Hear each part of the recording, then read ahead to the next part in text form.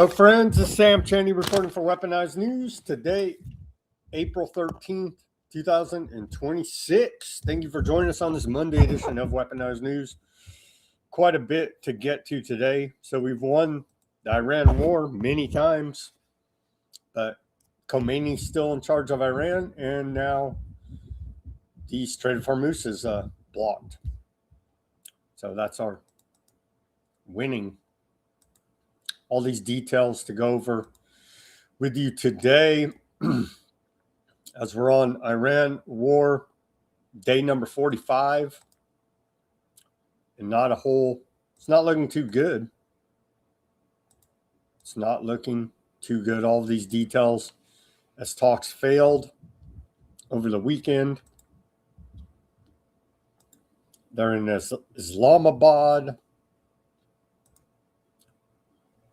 All these details for you. We have Trump. Trump's my own personal Jesus.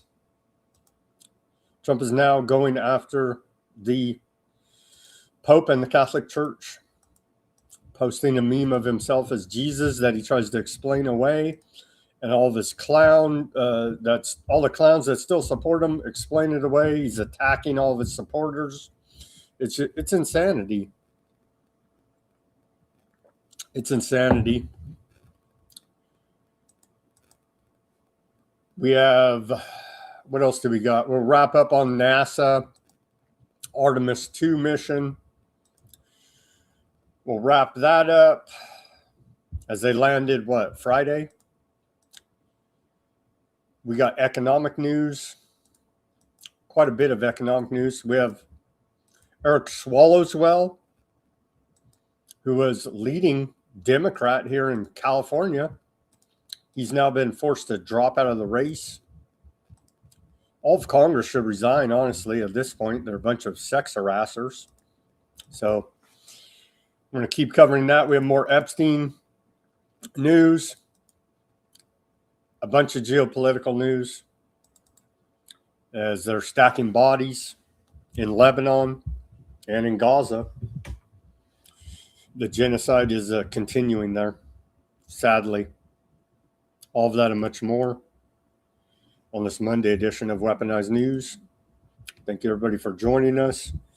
A few more people coming online right now as I see. Give me that like, share, subscribe. Push that notification button. Help us break through some.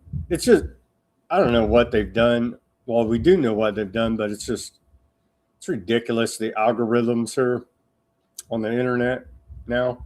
X is dead. How do you get a post on X? I guess you're approved to be a government propagandist. X is essentially dead. These other platforms, very bizarre behaviors out of them. Anyhow, we keep broadcasting to you here on 8 channels. So trying to get the word out. Thank you for joining us on this Monday. Let's get to this day in history. We'll go over all this insanity, the news of the day. On this day of April 13th, we go back to the year 1204. We saw Crusaders occupy Constantinople during the Fourth Crusade. Then we go forward, 46 years here, to the year 1250 on this day. The Seventh Crusade is defeated in Egypt, and Louis the Fourth of France is captured on this day, 1250. Then we fast forward to 1796 on this day. The first elephant arrives in the United States from India. Then we fast forward to 1860. 1860 on this day, we saw the first Pony Express rider reach Sacramento, California, en route from New York. And here's an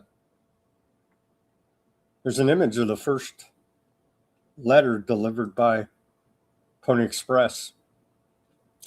There you go.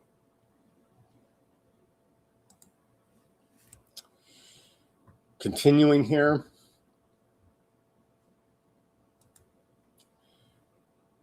1860, on this day.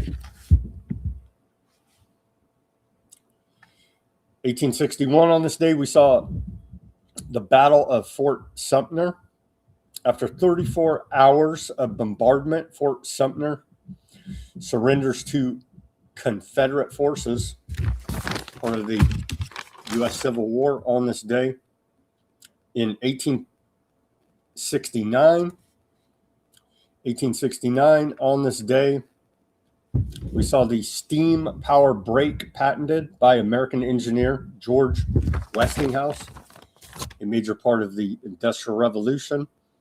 1882, on this day, we saw the Anti-Septic League form in Persia. I wonder why. They're a bunch of haters. That's why. Damn Iranians, damn Persians, all the way back in 1882. Or maybe they were noticing something, just saying. Maybe they were noticing something. 1976, on this day, mocking us, U.S. Federal Reserve begins issuing $2 bicentennial notes. Literally mocking you. It's a debt note. But some people are like, oh, you got a $2 bill? Whoop-de-doo. I'm like, yeah, that's a debt note. It's literally not worth the paper it's printed on, except for your confidence in the scam is what's propping it all up here now, isn't it? $2 debt note issued on this day, 1976, with the Federal Reserve mocking us. 1980, on this day, U.S. and its allies boycott the Summer Olympics in Moscow to protest against Russia's invasion of Afghanistan. I guess if there was no irony, hypocrisy, the United States wouldn't even know what to do with ourselves, right? And so, thankfully, we destroyed all those athletes' lives. They dedicate their whole life to become, Summer Olympians, and then, invasion of Afghanistan. And then we would go on, 20 some odd years later, then the United States would go on to invade Afghanistan, to find a man hiding in a cave, allegedly, that blew up those towers. Isn't it all so wonderful? I'm sure the 1980 U.S. Olympic athletes appreciate it. Man, on this day in 2020, then New York Governor Andrew Cuomo says, I believe the worst is over if we continue to be smart about the bats flying over everybody's head in New York City as the death toll allegedly passes 10,000. And then the next year, 2021, on this day, they shamed old Hank Azarian, right? Hank Azarian claims he's white. This guy white? I don't know. Hank Azarian, he was the voice of on The Simpsons of Habu, right? Of Habu. And so they made him apologize. Voice actor Hank Azarian, who is white, apologizes for voicing Indian character Apu on The Simpsons for 30 years. I'm sorry for being white and speaking in an Indian accent on The Simpsons. Oh, man. And on this day in our civil liberties history, this is a serious matter, actually. On this day of April 13th, 1953, Project MK Ultra, CIA launches MK Ultra secret drug experiments project, and it was a whole hell of a lot more than that, we've come to learn. But on this day, Project MK Ultra launched was the code name for a secret Central Intelligence Agency, CIA program in which the agency conducted mind control experiments on unwitting subjects. The project used hypnosis, sensory deprivation, and the drug LSD, particularly controversial. Some subjects were not informed of the experiments performed on them. Secret experiments were performed on 80 different institutions, including 44 colleges and universities. Controversy still surrounds the deaths of some people who were involved in MK Ultra experiments after being reduced in size in the 1960s. It was fully ended in 1973 officially. That year, CIA Director Richard Helms ordered all MK Ultra documents destroyed, although 20,000 documents did survive. The public did not learn about MK Ultra until the Church Committee hearings created an investigation on January 27, 1975. On February 18, 1976, then President Gerald Ford issued Executive Order 11905 banning experimentation on human subjects without informed consent. The same executive order also banned assassinations of political leaders, and then the government went on to violate said executive order. We do appreciate their efforts to MK Ultra the entire population. Now we're all victims in one form or another of MK Ultra. Thank you very much, CIA. And then here's our segue to the news. This is from the Department of War. They blew up a lot of stuff, no doubt about it. Operation Epstein Fury, Epic Fury by the numbers. 13,000 plus targets struck. That's 1,700 plus in the first 72 hours. Yeah, we bombed the hell out of the place. Bombed the hell out of Iran. We're still pissed off that, what was it? 1882, the Persians formed the antiseptic league there. So we're still paying them back for that, right? Right. Okay. 50,000 plus U.S. personnel. Yep. 155 plus Iranian naval vessels damaged or destroyed. 90% Iranian weapons factory struck. I think that's up for debate, that number. And neutralized 1,500 plus air defense targets, 450 plus ballistic missile storage sites, and 800 plus drone storage facilities. So we blew up a lot of stuff in Iran. No doubt about that. But Khomeini's still in charge, and the Strait of Hormuz is under blockade per Trump. More from the Department of War. Pete Hegseth quote, your Secretary of the Department of War, we are done running a peacetime science fair while our potential adversaries are running a wartime arms race. So that's good to know. You put these maniacs in charge and full-on war. Here's Trump about the blockade of the Strait of Hormuz. It's going on. Just right now, there's no fighting. Right now, we have a blockade.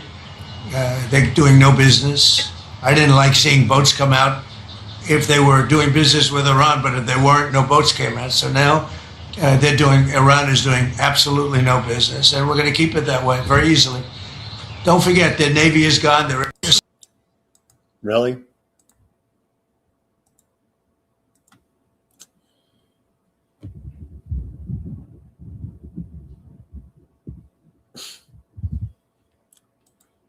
Trump's referring to himself in the third person here in a post. And remember, it's not just oil, it's fertilizer, a bunch of other goods. So millions of people are going to starve to death. Trump thinks it's a joke. Trump brilliantly calls Iran's bluff with his own Strait of Hormuz blockade. He posts an article about himself, talking about himself in the third person. And we're just at idiocracy level of idiocy here now. Here's the official statement from Trump, and then we'll get the statement from the military. The United States to blockade ships entering or exiting Iranian ports today, 10 p.m. or 10 a.m. Eastern time. Yeah.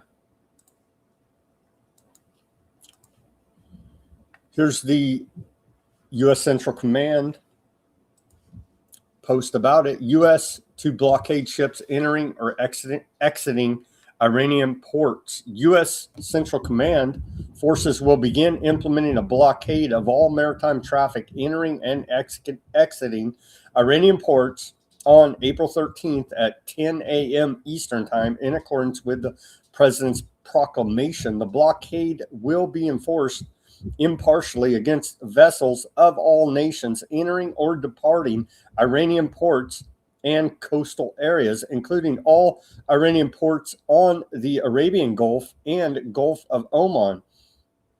CENTCOM forces will not impede freedom of navigation for vessels transiting the Strait of Hormuz to and from non-Iranian ports. Additional information will be provided to commercial mariners through a formal notice prior to the start of the blockade. All mariners are advised to monitor notice to mariners broadcasts and contact U.S. naval forces on bridge-to-bridge Channel 16 when operating in the Gulf of Oman or the Strait of Hormuz approaches.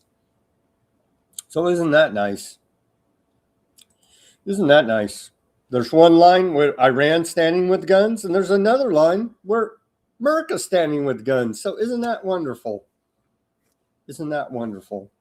What progress we've made on the Iran war front here now.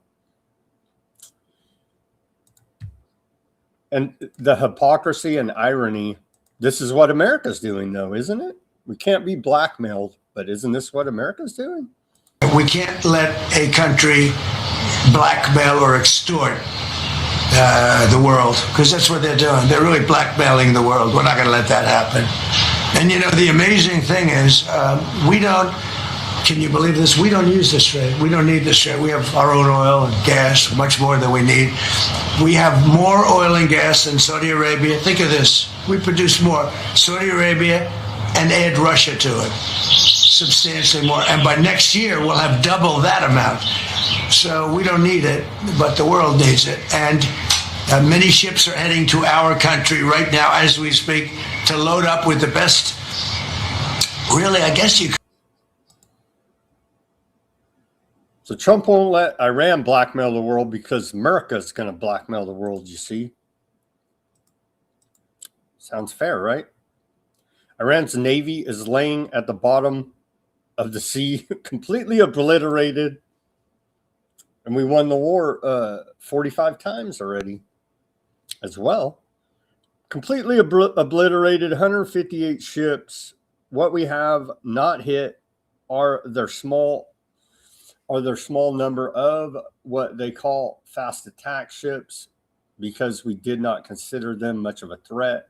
Warning, if any of these ships come anywhere close to our blockade, they will be immediately eliminated using the same system of kill that we use against the drug dealers on boats at sea. It is quick and brutal. It's straight up murder. P.S. 98.2% of drugs coming into the United States by ocean or sea have stopped. Really? It's just making up statistics and threatening murder. And we do have a report later in the show. They're still whacking the narco drug traffickers out there as part of Southcom mission to build the Greater North America project. That's still going on. They're still committing extrajudicial assassinations, which is straight up murder.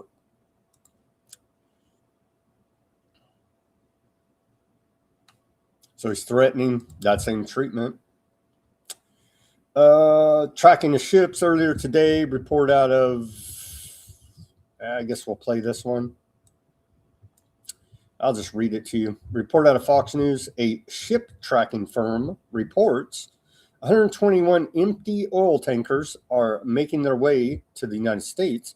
President Trump has urged countries squeezed by Iran's disruption of the Strait of Hormuz to turn to American energy supplies instead. Oh, man. Here's a look at all the assets. It's the fingers on the trigger. as they say. And so here it is. We're putting quite a bit into it since we don't care anything about it, like Trump says. We sort of have a whole lot of military assets right there, don't we? Wow. A lot of big guns right there. 34 ships went through the Strait of Hormuz yesterday, which is by far the highest number since this foolish closure began, according to Trump.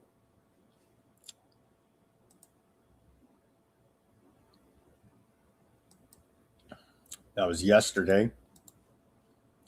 Shipping data shows that approximately 15 to 20 ships have crossed the Strait of Hormuz in the last 36 hours. Most of these vessels were Chinese, Pakistani, Russian, and Iranian.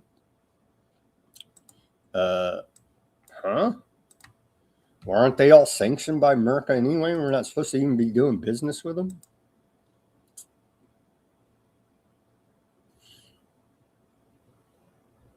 One of these maritime trackers, the Strait of Hormuz right there, you could see some movements going on a little bit.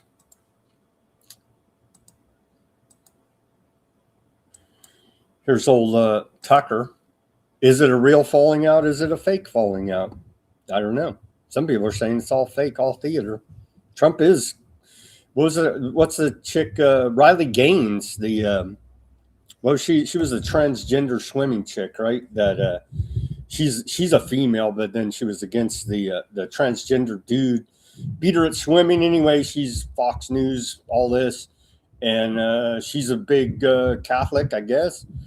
And she took offense to Trump's posting of him being Jesus, and he threw her under the bus. So any disagreement with Trump whatsoever, he's going to throw you under the bus. So I don't know. Maybe it's all fake and all these people are in on it. I don't know. But Trump demands ultimate loyalty and gives none in return. So I don't know how anybody would want to be part of his loser ass team. We'll get to more of Trump losing later in the show. But here's Tucker on Iran's economic power.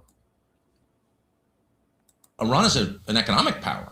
Iran has the power to halt a critical supply chain, maybe the single most critical supply chain in the global economy, which is shipping out of the Persian Gulf. And it retains that power because of its geography. And it's always had that power. It just hasn't exercised it until now. And so not understanding that allows you to enter into an engagement like this with the belief that you can beat them, sink their navy, destroy their air force, degrade their missile capacity, and you will somehow win. But of course, the opposite is true. There is no way out at this point from that fundamental reality. If the United States were to eliminate the central government in Tehran, it wouldn't open the strait. The strait could be closed by piracy. In fact, you need a central government in Tehran to keep the strait open. And we know that from the Houthis, who are able to close the Red Sea. And many years of war with the Gulf states, briefly with the United States, have not ended the Houthis' ability to close access to the Red Sea. They have it as of right now. So this is an asymmetrical problem. It doesn't matter how many aircraft carriers you have. You still can't prevent other people, your enemies in this case, from closing shipping lanes. It can be done with mines. Like this whole thing, this whole problem is very easy to understand, and you would have to be either not very bright. Well, we beat them, Tucker, at their own game because we say we're closing the Strait of Hormuz. The Chinese Foreign Ministry announced that Chinese ships will move through the Strait of Hormuz despite Trump's blockade. This is a moment of dangerous potential escalation with China, already supplying Iran with aid in the war. It's debated about to what level aid in the U.S.-Iranian war China's providing, but they're providing some aid. So China says they'll sell right through, no problem. Is there going to be a confrontation between Chinese flagships and the U.S. Navy there. Possibly. China's defense minister told U.S. Navy directly, our ships are going through the strait. We have agreements with Iran, and you don't touch them. The U.S. blockade is about 15 warships positioned there in the strait. China says, don't block our ships, bro. Iranian's foreign minister spokesman says the United States can't win a war of choice through a revenge of choice against the global economy. He's calling it pointless self-harm and warning it won't work. Talking about Trump's blocking of the Strait of Hormuz. Iranian Ministry of Defense spokesperson says any military intervention in the Strait of Hormuz would escalate the crisis and instability in global energy security.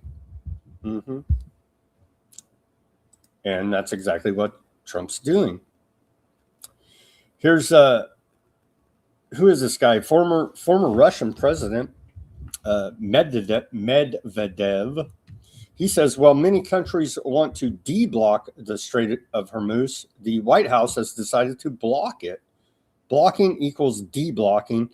Orwell's villains are resurging with a vengeance. What's next? Sure, war is peace. And so even Russia is calling out the Orwellian nature of the Trump White House, as we have on this broadcast the entire time, as they talk out both sides of their mouth and their rear end about all of this. So yeah, 1984 Orwellian level lying and propaganda coming out of Trump and the White House. Islamabad talks failed. And they say, oh, it's because of the nukes. Really? Nonsense. Because they won't stop killing Lebanese. That is our greatest ally. And expanding for the greater Aardvark Land project. And they won't take off sanctions. They won't release frozen Iranian assets.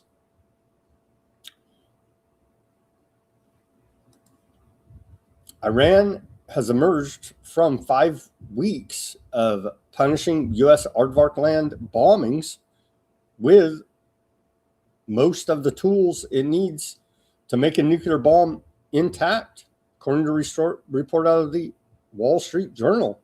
So that's how we won the war, by allowing them to still be able to make a nuclear bomb.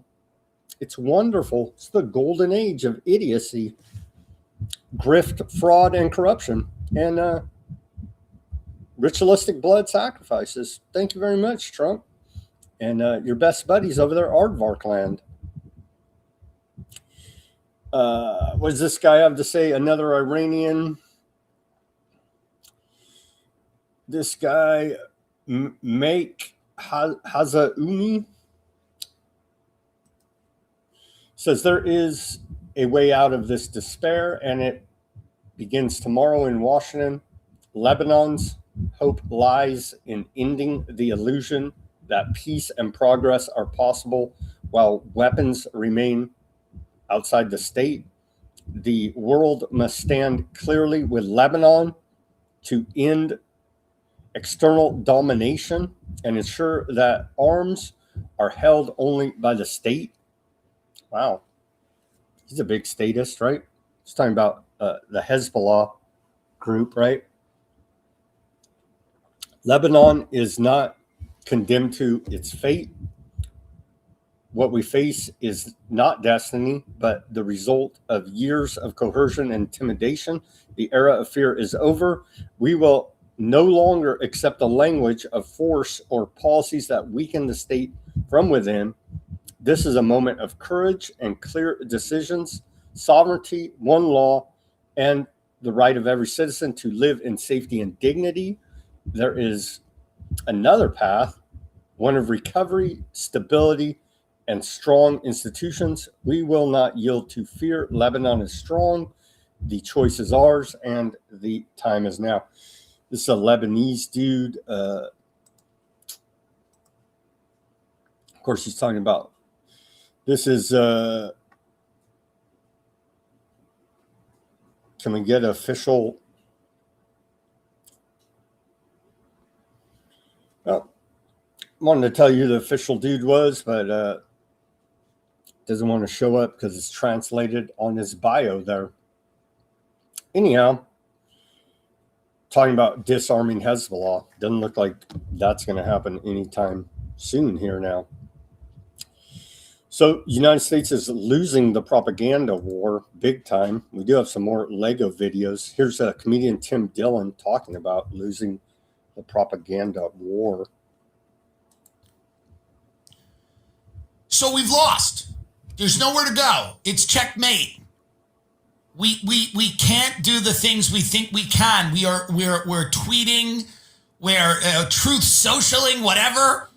We're trying to win the war on social media, and we're not even doing that because do you have the Lego thing up? Can you get that Lego video? We're not even winning the shit talking war. We're not even winning that. The shit talk? You think America would win that? At least. If we're going to win one thing, we're getting bodied by Iranian AI in the war of shit talk. Truly. How embarrassing. We're the country that invented. We're losing the propaganda war. Here's proof. Iranian embassy out of South Africa. They got a bunch of these Iranian embassy accounts all over the place. They troll hard. They troll hard. Here's the latest one. Iranian embassy out of South Africa trolling Trump hard.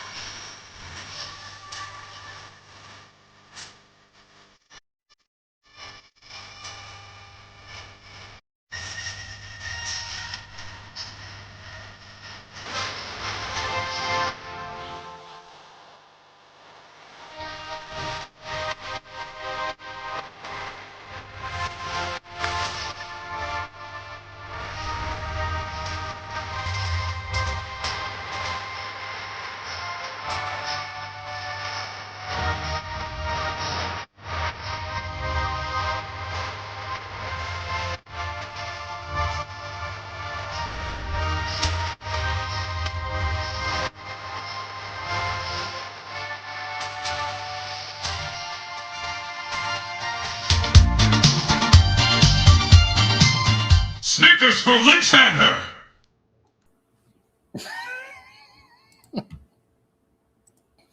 So ridiculous. Here's another one.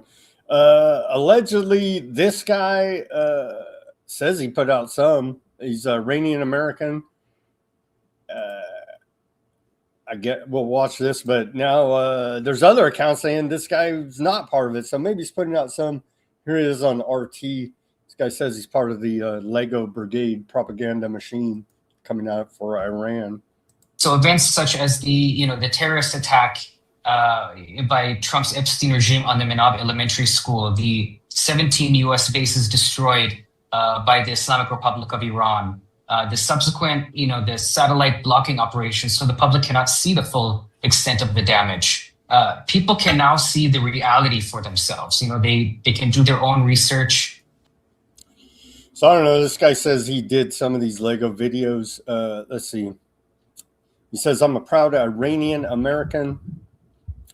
I started these Lego videos to disseminate the truth and educate the public. But there's some other outfit saying he's not part of it. Here's the latest, another one. We got a couple. Let's see. I'll show you this one. So I believe that guy's probably putting out some, but there's a lot now. They're flooding the zone with Lego propaganda videos out of Iran.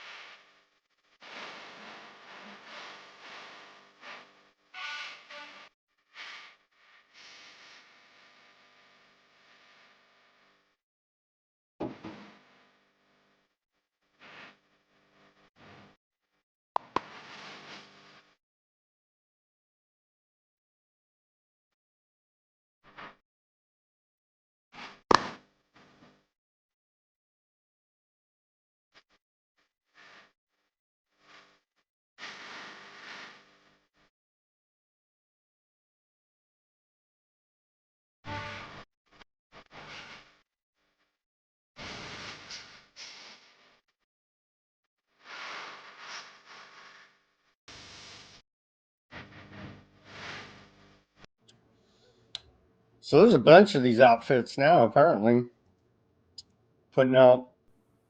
Here's another one. So they're saying that dude that we just showed is not part of this production. Here's another one.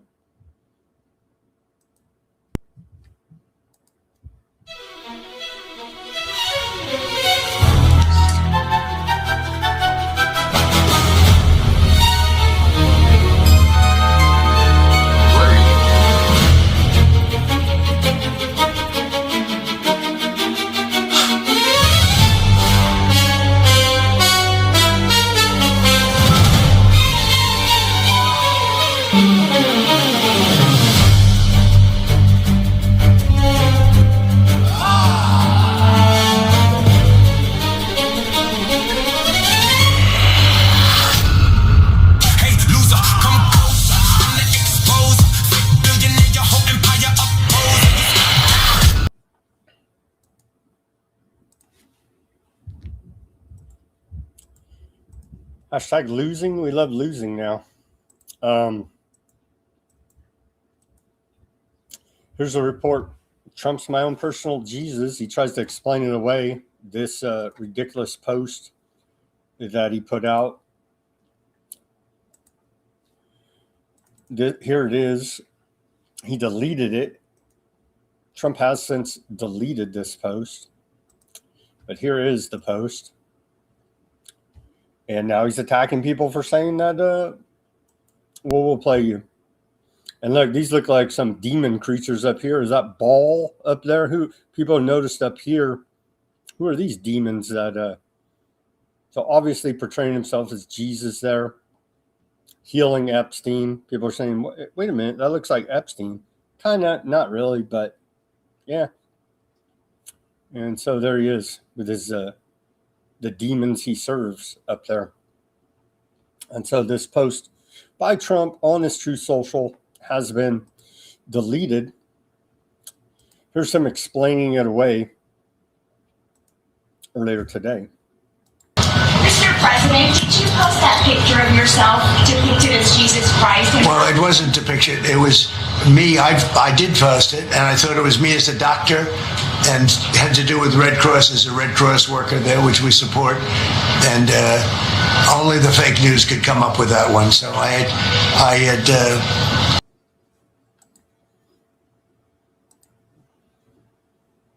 So it's fake news to say this is a post of that Trump just admitted he made of depicting himself as Jesus healing. No, I think that's exactly what it is here now. Trump's my own personal Jesus. We would play you the song, the Depeche Mode song, but due to copyright, we can't. So that would add more to the show. Sadly, we can't. What's up with attacking the Catholic Church? Now the attacks are coming more. There was reports last week that Trump and the Pentagon were threatening the Vatican and the Pope. I was like, really? Maybe it's fake news. Turns out looking like it's looking like that those reports were accurate. Trump full attack against the Catholic Church because they won't bow down to Zionism. Pope Leo is weak on crime and terrible for foreign policy. He talks about fear of the Trump administration, but doesn't mention the fear that the Catholic Church and all other Christian organizations had during bat time when they were arresting priests, ministers, and everybody else for holding church services, even when going outside and being 10 and even 20 feet apart. I like his brother Lewis much better than I like him because Lewis is all MAGA. He gets it, and Leo doesn't. I don't want a pope who thinks it's okay for Iran to have a nuclear weapon. I don't want a pope who thinks it's terrible that America attacked Venezuela, a country that was sending massive amounts of drugs to the United States. That's already been thoroughly debunked, but keep on lying there, Trump. Even worse, emptying their prisons, including murderers, drug dealers, and killers into our country. And I don't want a pope who criticizes the president of the United States, because I'm doing exactly what I was elected in a landslide to do, setting record low numbers in crime and creating the greatest stock market in history. Leo should be thankful because, as everyone knows, he was a shocking surprise. He wasn't on any list to be pope and was only put there by the church because he was an American, and they thought that would be the best way to deal with President Donald J. Trump. Again, talking about himself in the third person. If I wasn't in the White House, Leo wouldn't be in the Vatican. Yeah, that's what Trump's claiming. Unfortunately, Leo's weak on crime, weak on nuclear weapons, does not sit well with me, nor does the fact that he meets with Obama sympathizers like David Axelrod, a loser from the left, who is one of those who wanted churchgoers and clerics to be arrested. Leo should get his act together as Pope, use common sense, stop catering to the radical left, and focus on being a great Pope, not a politician. It's hurting him very badly, and more importantly, it's hurting the Catholic Church. So who knew that Pope Leo became the Pope because of Trump, according to Trump's own claims there? Who knew?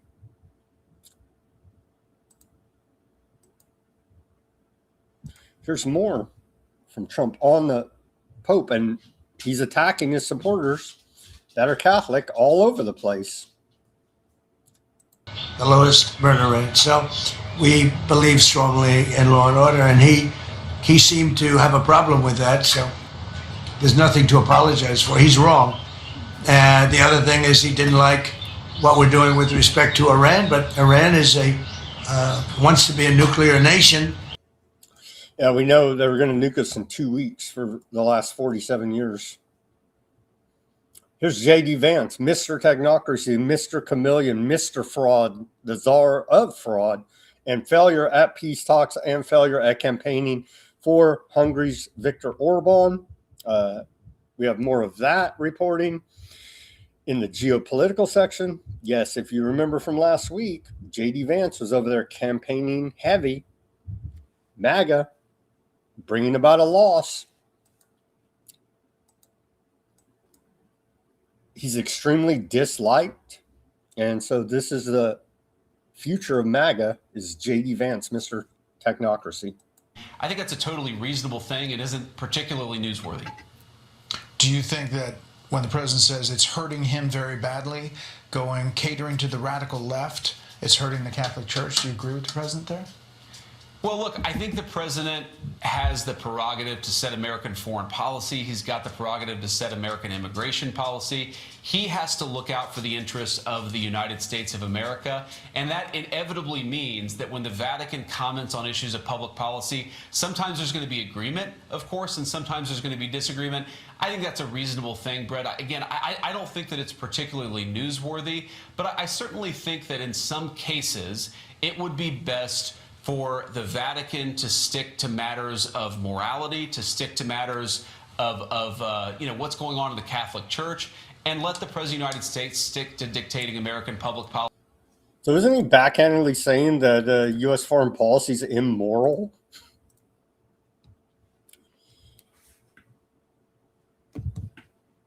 Meloni out of Italy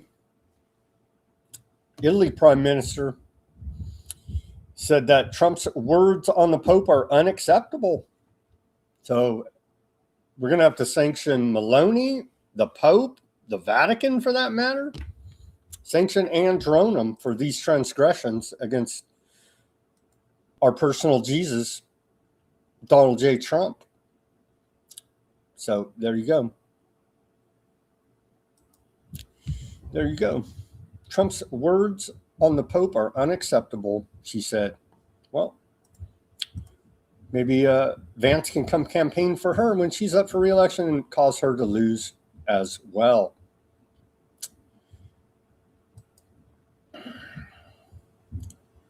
Here is a little bit of a couple of replies to this, and he got blown up allegedly on the True Social there.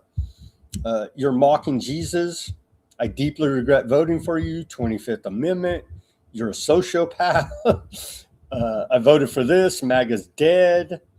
You can see there idolatry, pride, and false worship. This is absolutely terrible. You are sick.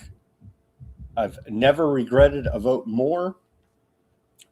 And on and on and on it went on True Social there in reply to Trump is my personal Jesus post. And again, let's take one last look at it before we move on. Certainly looks like a bunch of demons up here, not angels. That's for sure. There you go. Trump is my own personal Jesus. And his followers are none too happy about it as he attacks the Catholic Church and Pope Leo. Jason Bassler, Free Thought Project, put out this post. He said, what MAGA thinks America is the threats to America are Iran, Antifa, protesters, drug boats, immigrants, rainbow flags, and woke college kids. What the real threats to America are APAC, digital IDs, Peter Thiel, BlackRock, flock cameras, biometric surveillance, tech billionaires writing policy. And then here is every conspiracy theorist's best friend, Alex Karp, according to himself. Palantir CEO says a surveillance state is preferable to China winning the AI race. Well, yeah. We should have nothing because we're in a cold war of who could be the greatest scientific dictatorship, technocracy. And so rights, what are they? We have a technocracy race to win against China, when in reality they're all working together to enslave the planet. Thank you very much for that quote, Alex Karp. And showing you again over the weekend, it's all a big joke. It's all professional wrestling. Trump made an appearance at UFC 327. Yep. It is all sports entertainment for you. There you go. One more time showing you. By the way, UFC, a little bit more realistic than the WWE. Trump is in the WWE World Wrestling Hall of Fame. And so just one more time showing you it's show business here. But maybe he's offended MAGA enough that they shall see. A rare post here by the CIA. They're reminding us that these intelligence networks have always been in place. The first American intelligence network on record was a secret group in Boston known as the Mechanics. Almost 250 years ago today, one of the mechanics, Paul Revere, undertook the most famous tactical warning in U.S. history. The Spy, Eve of Revolution, the Spy, Mechanics, and the legendary Midnight Ride. Well, thanks, CIA, for reminding us of that. This ridiculousness, someone's going to get in trouble? I doubt it.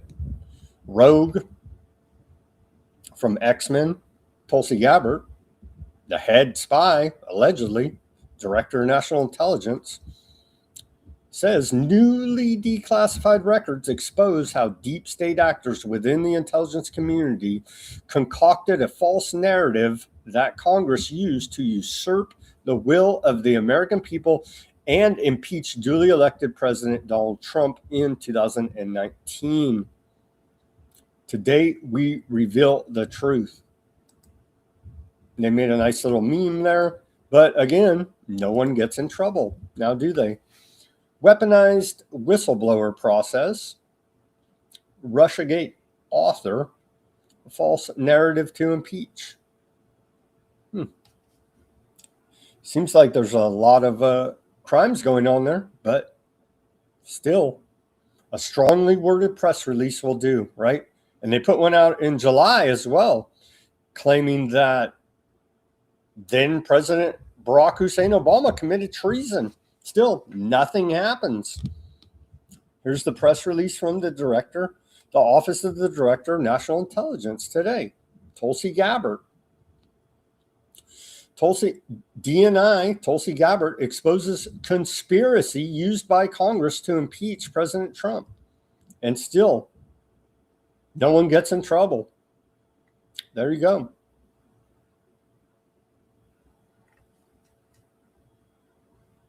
Exposes the conspiracy. Obama era CIA Director John Brennan, he's calling for Trump to be removed with the 25th Amendment. 70 other lawmakers have now put out this call over the last week for Trump to be removed because of his erratic behavior. Trump administration agrees to keep flying the rainbow pride flag at the Stonewall National Monument after removing the flag back in February, according to a report of AP. They want you to know they're hiring for information cybersecurity specialist at techforce.gov here, as they are shrinking the size of the federal government and replacing it with AI technocracy. And so they're putting out this ad once again for techforce.gov because we don't have enough technocracy just yet. And there you go. Continuing here, let's see a wrap up from the Artemis mission that allegedly went around the moon and did all this. Here's a mashup from Peter Navarro. What is even he's senior counselor for trade and manufacturing. Here's a mashup of the Artemis moon mission. Of course, they landed or came up from the ocean. I don't know. You tell me what they did. All of it looks pretty damn sketchy to me. Here's a wrap up of Artemis mission.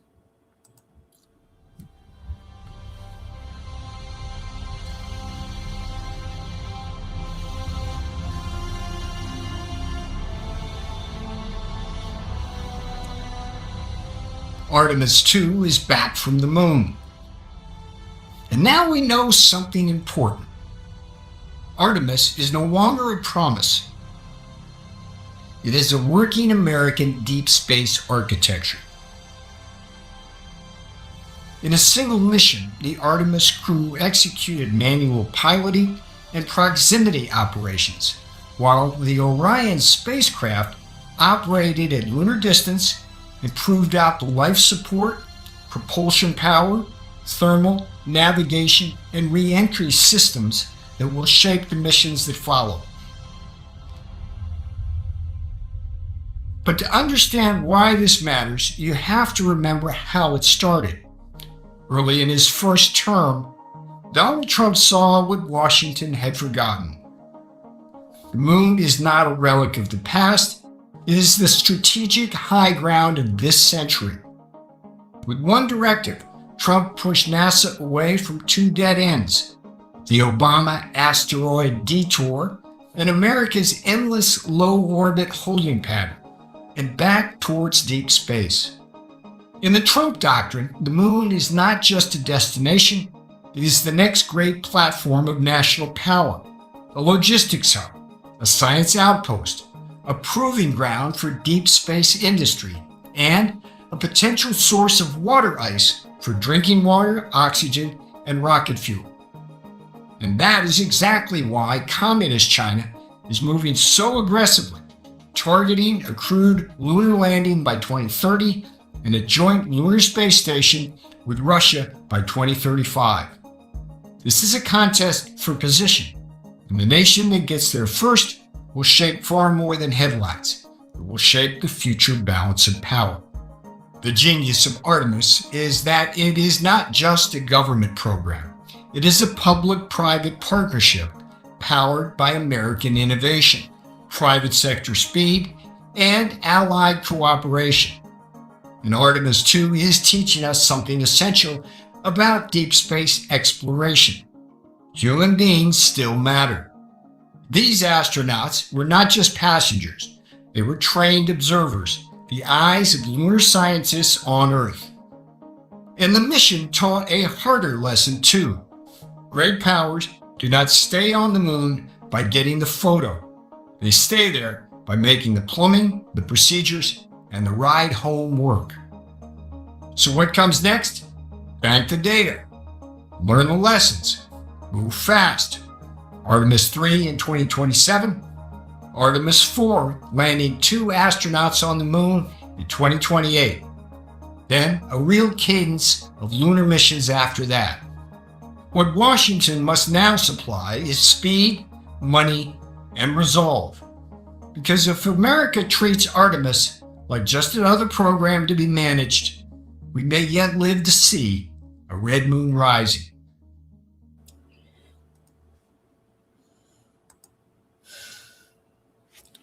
We have mass surveillance, technocracy, scientific dictatorship to beat China.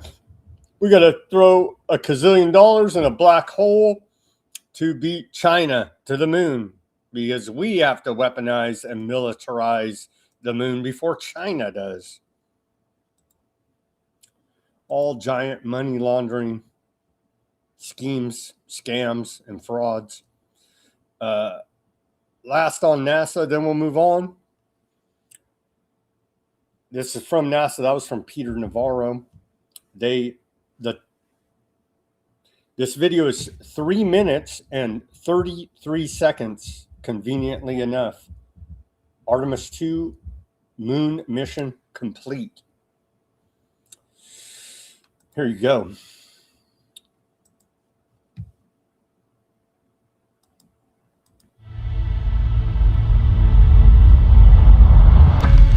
Taking their first steps outside for their historic test flight. 4 brave explorers ready to ride the most powerful rocket NASA has ever launched. Reed, Victor, Christina, and Jeremy. We are going for our families. We are going for our teammates. We are going for all humanity. Engines lit. 4, 3, 2, 1. Booster ignition. And liftoff. The crew of Artemis 2 now bound for the moon. Houston integrity, great view.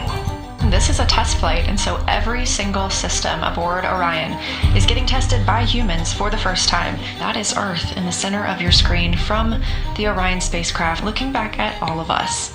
Houston is go for TLI. Put this bird to the moon. We do not leave Earth.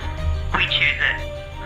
The 4 of us have looked at this moon our entire lives, and the way we are responding to what we are seeing out the window, it's just like we're a bunch of little kids up here. We cannot get enough of this. That is something we have never seen before. It's hard to wrap your mind around. Like, I mean that sincerely. It really bends your mind. As we prepare to go out of radio communication, to all of you down there on Earth and around Earth, we love you from the moon. Just seeing Tycho, there's mountains to the north. You can see Copernicus, Rainier Gamma. It's just everything from the training, but in 3-dimension and absolutely unbelievable. Kathy Moonjoy. Superlative thumbs up. We just went sci-fi.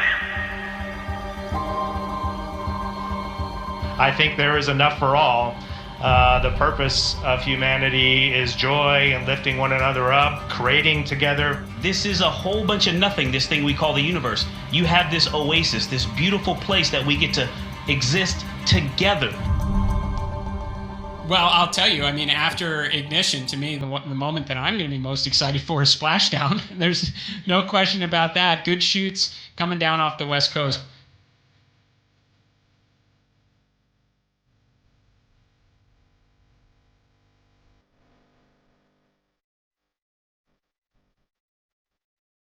And there go the first series of parachutes. And Houston, we're visual 2 throws out the window.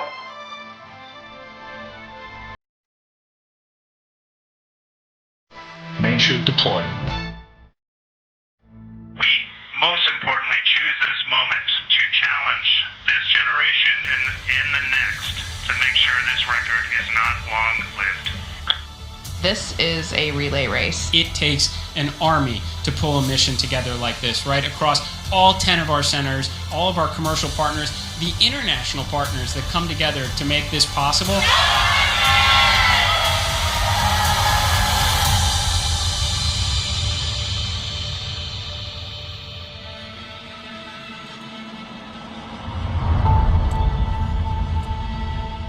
There you go. And you see right there, they had to make it 3 minutes and 33 seconds. Didn't they? It couldn't have been 3 minutes and 32 seconds or 34 seconds. It had to be 3 minutes and 33 seconds, didn't it now? I don't believe a word these liars are saying. Sorry to tell you here now. All right, friends. Khomeini is still running Iran, and the Strait of Hormuz is closed as we've won the war now for the 45th time, according to Trump. And we're declaring him our own personal Jesus now, even though he's deleted his post and attacking Catholics all over the internet. With that, let's take our live commercial break. Everybody go to weaponizednews.com. Get yourself a holograph sticker, a white background sticker, and a clear sticker. We have those for you at weaponizednews.com. Put it on your laptop, your bumper, your guitar, your work locker, your hard hat. Help support independent reporting and analysis brought to you 5 days a week, Monday through Friday, broadcasting live, 5 p.m. Pacific, 8 Eastern Time. Weaponizednews.com/shop. Get yourself some stickers. We got t-shirts, coffee mugs, all kind of gear over there. The link's in the description below this video, weaponizednews.com/shop. We take donations as well. Buy me a coffee, Cash App. Links in the description below this video. Bitcoin wallet address. If you want to become a paid subscriber, Weaponized News Substack is how you can go about doing that. The links to almost everything we talk about on the show are going to be at Weaponized News Substack for documentation purposes and for your further research. So all of that is in the links in the description below this video. Any which way you choose to support this broadcast is truly appreciated. Let me roll the snail mail address. If you want to send something snail mail, there's the office address right there, weaponizednews.com/shop. Get yourself some stickers over there and help us out. Any which way you choose is much appreciated. Thank you to the patrons of the store, the donations, and the subscriptions to Weaponized News Substack. Give us that like, share, subscribe, push that notification button. All of that is free for you. All right, friends. Glad they made it back from NASA and there was no kind of attack or any other madness. But now, as they've told us, we're in a cold space race with China. Okay, continuing now. Welcome back to the second half of Weaponized News on this Monday, April 13th, 2026 edition. Now let's take a look at some economic news. Trump family deal spree could open door for future presidents to profit from office. They're profiteering handsomely off of Trump's presidency. This is a report out of the AP.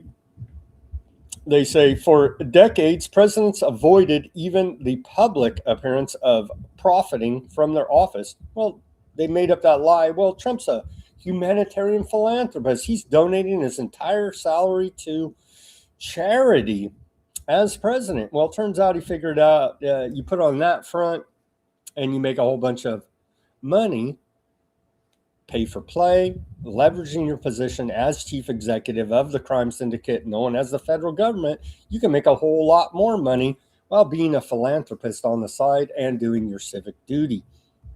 So Trump's taking a different approach here now. He's profiteered handsomely off of real estate dealings. His sons are part of this drone company, and they're also in the cryptocurrencies as well. And so many different areas of commerce that the Trump organization is profiteering handsomely due to his position as chief executive of the crime syndicate, your U.S. federal government. So all over the place there now. Crypto, real estate, war profiteering from drone manufacturing companies, pay for play schemes, the board of war they created, another racketeering operation there. Trump selling Bibles, sneakers. Maybe we can pay indulgences to Trump to get to heaven. He is our personal Jesus now. So I wouldn't be surprised if we see one of those sites pop up. Hey, you can get a blessing from Trump for, $666. So Trump has found, him and his family have found many different ways to monetize the presidency of America here now going forward. So it turns out we learned in the Iran war that Iranians are a lot better accountants than aardvarks or Americans. Aardvarks don't care because it's Americans' money, but you would think America would care. But apparently when you don't have to pass an audit at the Pentagon, you don't care too much about cost either. And so we're spending $3 to $5 million on these missiles that Iran was taking out with $20,000 to $50,000 drones. So the cost benefit there is significantly many-fold in Iran's favor there. But we're trying to catch up. We're trying to catch up with these Lucas drones now.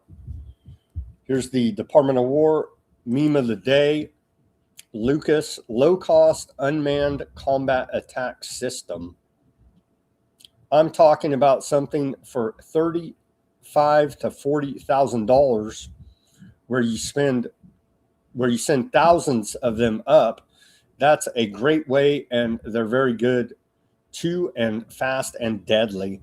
Trump says, "Well, wow, thanks. Glad you guys figured that out after you blew up how many $3 to $5 million missiles in all this." Yeah, who cares, right? Who cares? Because the Pentagon will never pass a financial audit. Another meme of the day from the Department of War: American ascendancy. American ascendancy. Winning is written in the American DNA. Drone innovation will keep our warfighters lethal and effective. American ascendancy. You see? Maybe we figured it out finally? Nah, probably not. Probably not here. The Department of, who's this? USDA wants you to know that Trump's concerned about fertilizer being blocked through passage through the Strait of Hormuz. There's a post by Trump, as if he doesn't even care if Americans are starving. Think he cares if the rest of the world is? No.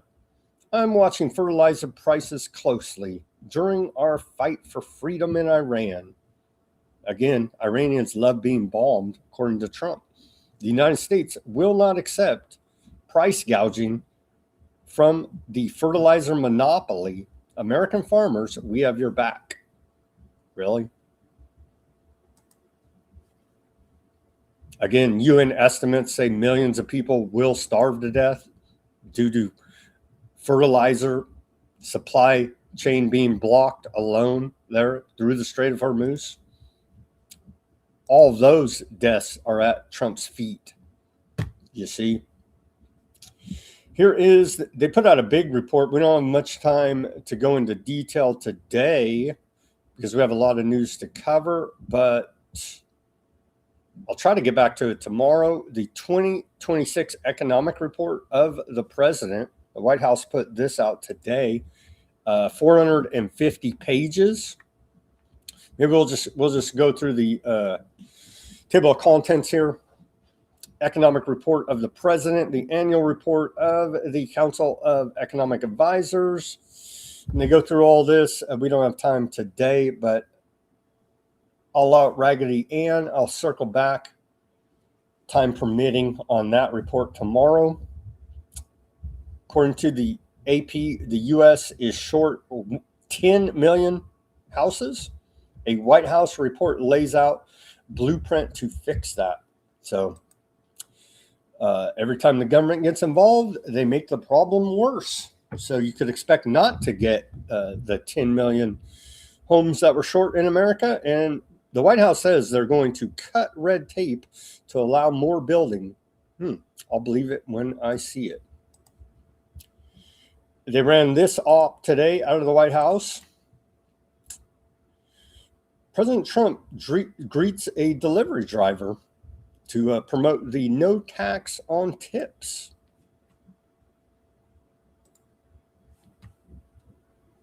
That's very nice. Look at this. This doesn't look staged, does it? They're all your favorites. That's right. These are good. The rest is doing a good job. So, the reason for this is the fact that I heard you picked up an extra $11,000 at the end you did because the tax bill is so big. So if you couldn't hear this delivery driver woman and a sad, they kind of missed the point. She's well, she claims that she's due to new tax law that she's allowed to keep $11,000 in tips, not taxed. Again, Trump backhandedly throwing Maha under the bus with this McDonald's delivery. This is not the win they think it is. She was, her name is Nicole Mendoza, 60, or this is a different one. That woman looked elderly too, sad. She still has to work as a delivery driver. A 68-year-old waitress on filing her taxes thanks to no overtime. I got back every penny. Not the fact that it's quite horrible that you still have to work as a waitress at 68 years old here in this country. But thankfully, due to our personal Jesus Trump, and being forced to work overtime, you're not being taxed on that overtime. That's a meme out of the White House. How's that a great win? I don't know. It sounds like complete and utter failure to me. But they're touting it as a great win. A 68-year-old waitress working overtime. At least the government's not stealing that money from you. Celebration, no tax on tips. All taxation's theft by this criminal government. I believe that delivery woman was working for DoorDash.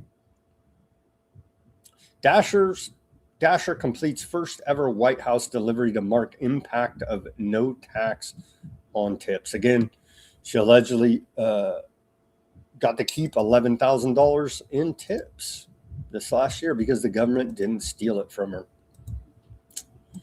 Your taxes paid for these three to lie to you about powerful men abusing children. Isn't that true? Here you go. The Epstein cover-up artists, Blondie Bondi Patel won a gold medal for Epstein cover-ups, and Mr. Fed himself, Bongino, that tells us how much he loves corruption every day. And so the Epstein files cover-up continues. Congress has a predator problem, Nancy Mace tells us. Yeah, Congress is a pack of sex offenders. These are your lawmakers. Congress has a predator problem. No member of Congress should be using their title as a shield or taxpayer dollars as a cover-up. Staffers deserve a safe workplace. Constituents deserve honest representation. It's time to clean the house. Yeah, they should all turn themselves into the migrant detention centers, i.e. FEMA camps. They're a pack of wild criminals. So all that's going on. Playing all these games, running all these ops. Even Trump said, this doesn't look staged. Yeah, it's all staged. It's all nonsense. Meanwhile, Iran's busy working after all blowing up their country. They're back to work. Iran has restored several key rail links within 40 to 72 hours after they're bombed by America and Aardvark land. And so here in America, we put out nonsense videos about going to the moon and saving on money that the government stole from you in the first place. Iran's back to work building their infrastructure after the bombings. And you can see right there, building,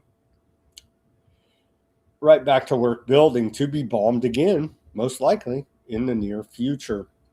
There you go. Building train overpasses, the Kashan Bridge.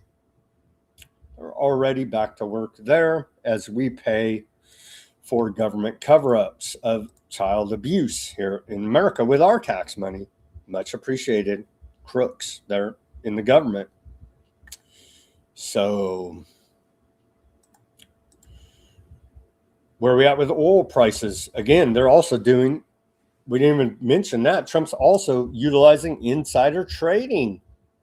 He goes and makes an announcement one way or another. They know which way it's going to affect the market.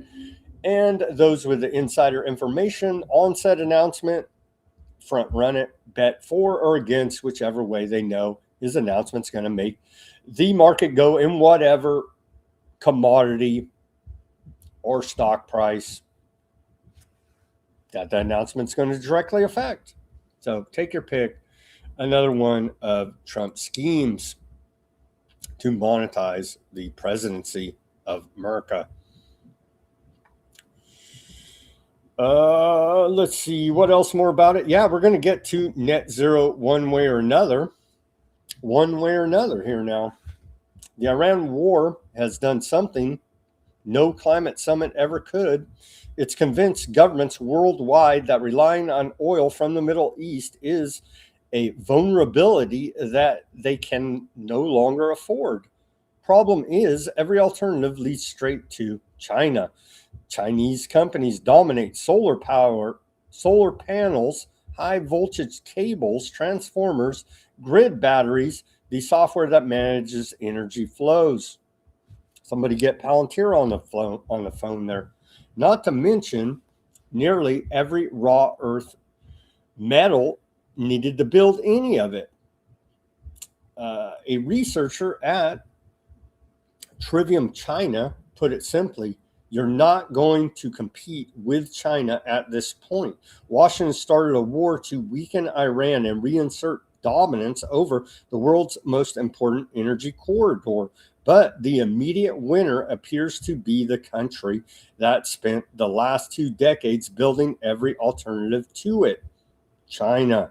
America disrupted the old energy order, but China is firmly in the driver's seat when it comes to the future of energy. That's a report out of the failing New York Times. Let's see here. They're saying the spot price and actually buying a barrel of oil, we're seeing a big disconnect. And we're seeing that in a lot of markets, in the precious metals market, in other markets, because the markets are rigged, you see. And so the widely quoted price for a barrel of Brent crude is $102 today, but go try to actually buy it, and it's about $145. So a major disconnect here now between reality and the fake markets. Iranian parliamentary speaker and chief negotiator Ghalibaf had this post. He said, enjoy the current pump figures with the so-called blockade. Soon you'll be nostalgic for $4 to $5 gas prices. Gas stations near the White House put out that troll. And he's not wrong. He's not wrong. Maybe, I don't know, we stole all Venezuela's oil. Maybe that can help offset some of these rising prices. Venezuela is set to grant new oil fields to Chevron to boost production as part of efforts to attract foreign investment and revive its energy sector, according to a report out of Bloomberg. Here's our average for a price of gasoline, a gallon of gasoline here in America, according to AAA. We're at $4.12. $4.12. It has gone down a little bit here now. And you can see California, $5.89. They're killing us here with state taxes and regulations. So $4.12, not looking good for Trump at all.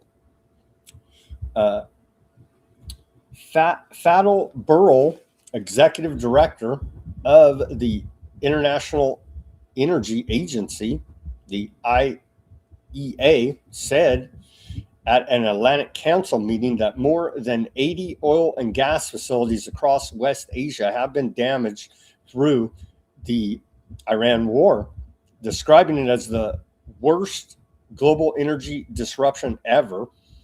He added that the IEA stands ready to release additional oil reserves if needed after last month's record release of 400 million barrels, according to a report out of Reuters.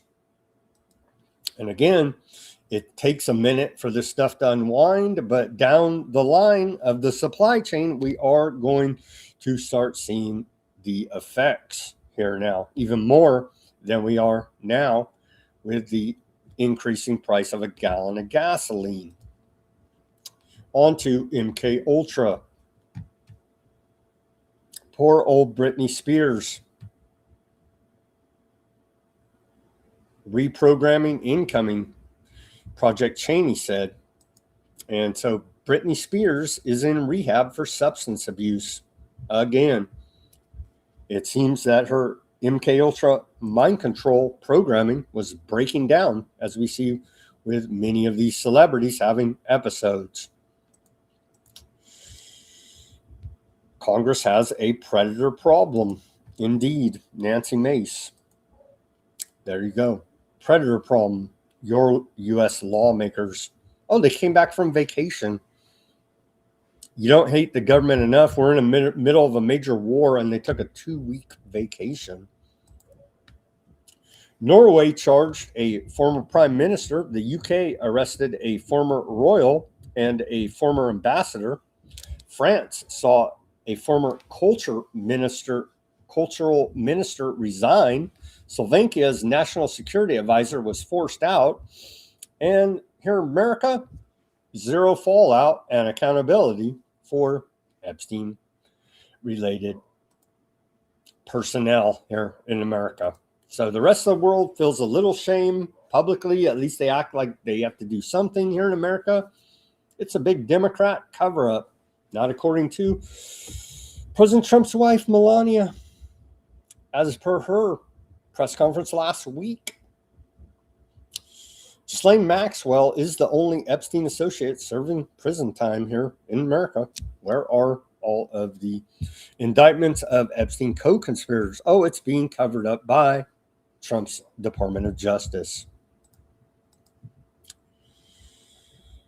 Within 24 hours of the DOJ releasing Epstein files on January 30th, 16 files vanished from the DOJ website without explanation. The current release is 65,000 pages shorter than the initial count. Over 500 pages are entirely blacked out. It's according to Epstein File Search on the X. The DOJ tracked which members of Congress accessed the Epstein files online. NBC News reports the surveillance lawmakers from both parties are demanding it stop. The agency controlling what gets released was also watching who looked. So the DOJ here now is continuing the cover-up with a surveillance campaign as well on Congress. Judge dismisses Trump $10 billion defamation lawsuit against the Wall Street Journal and Murdoch. A Florida judge about the Epstein letter, a Florida federal court judge tossed out a $10 billion defamation lawsuit by Trump against media baron Rupert Murdoch and the Wall Street Journal. Trump claimed he was defamed in a journal article that said he sent a birthday letter to Jeffrey Epstein, his then friend. Trump will be allowed to file an amended lawsuit in the case. And so it was thrown out because, why was it thrown out? What did the judge say here now? The judge said Trump failed to prove malicious intent, but gave him a chance to refile, which his team immediately said it would. And it was about this, published in the Wall Street Journal. Out of the Epstein files, of course, a woman, and then Trump's signature down there on the private parts.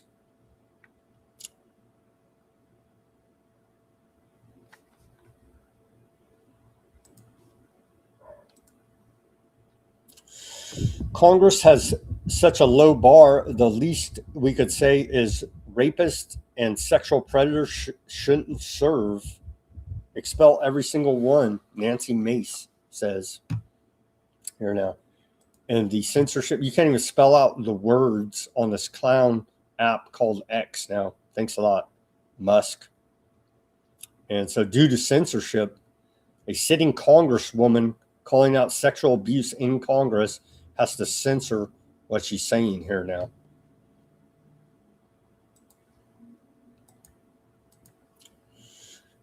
Congress has a predator problem. Eric Swalwell and Tony Gonzalez have no business representing the American people. Neither does any member of Congress sexually harassing the staff working for them.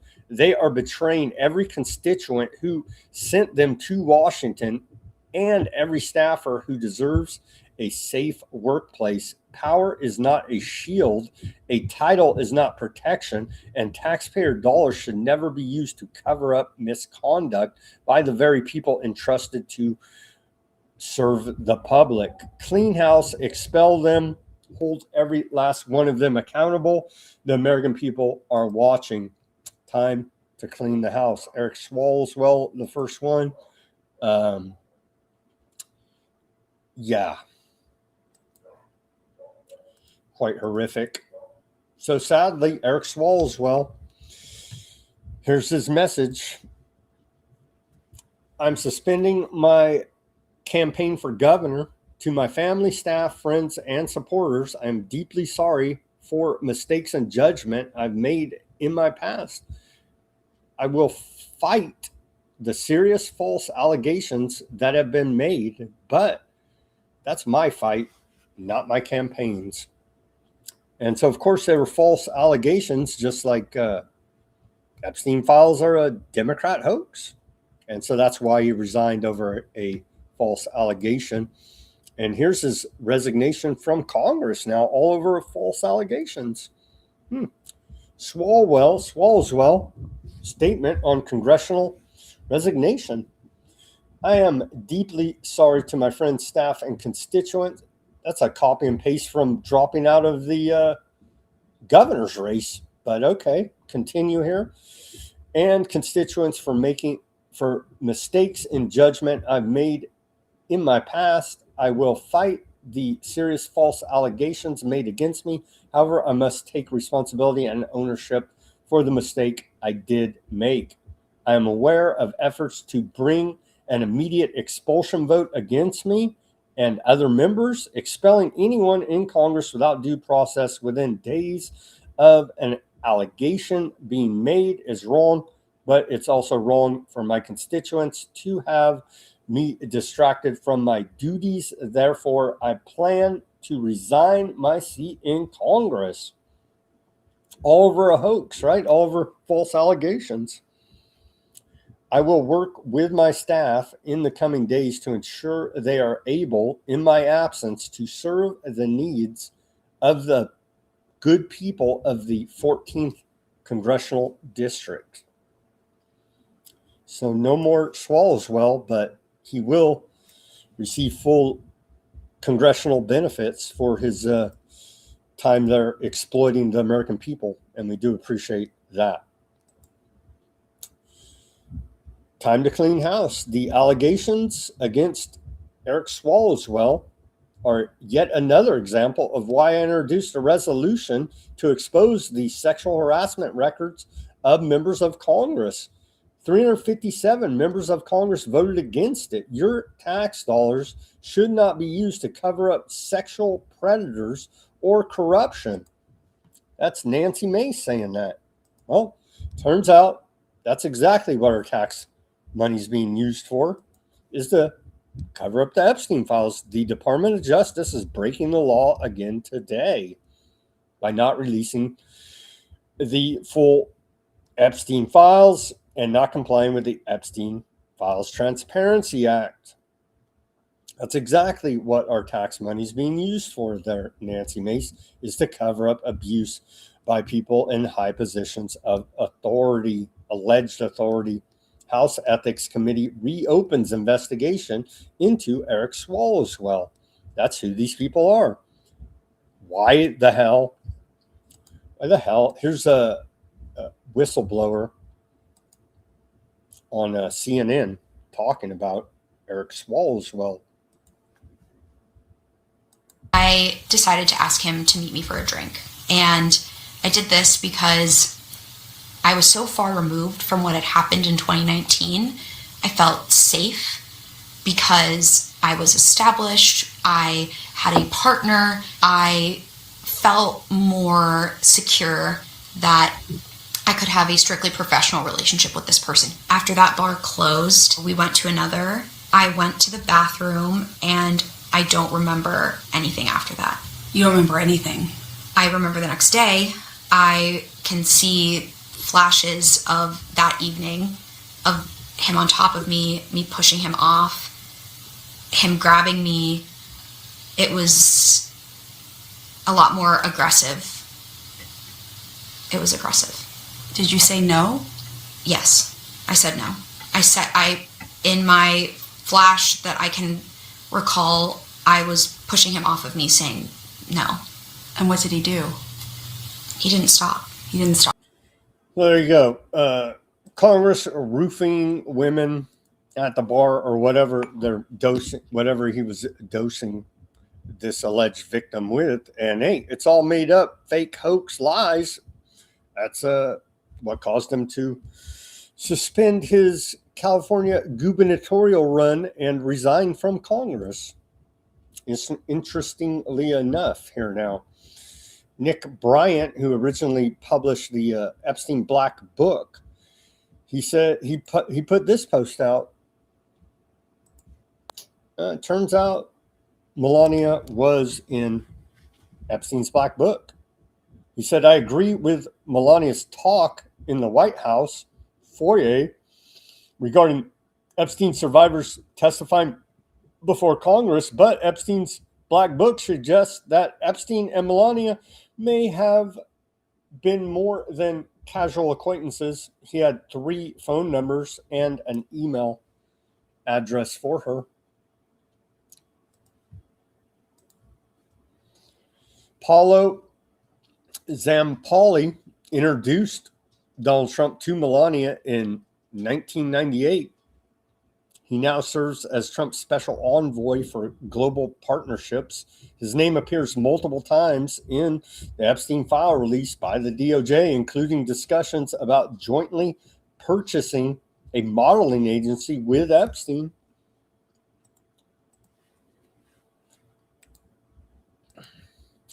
Here's an AI clip of Epstein on Trump's shoulder. And is this really what's going on behind the scenes? Don't fight it, Donnie. We've been bonded since the 90s. We don't want those tapes to come out now, do we? Call Tucker Low IQ. Tell them that Candace is unattractive. Oh, and call Alex Jones a nut job. I've given you war. I've given you chaos. I've done everything you've asked me to. Asked? Silly Donnie. I don't ask.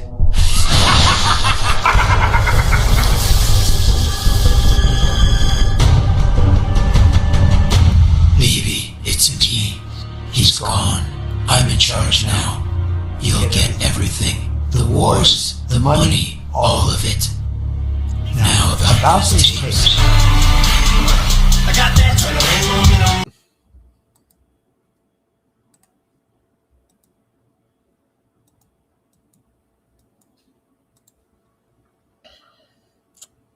So they're still covering it up. Nancy Mace's blasting them all over the place, but the Department of Justice and your Congress are dirty, dirty criminals. It's quite horrific. Okay, on to Geopolitical reporting here now. Over the weekend, we had the Bilderberg Group meeting. It wrapped up.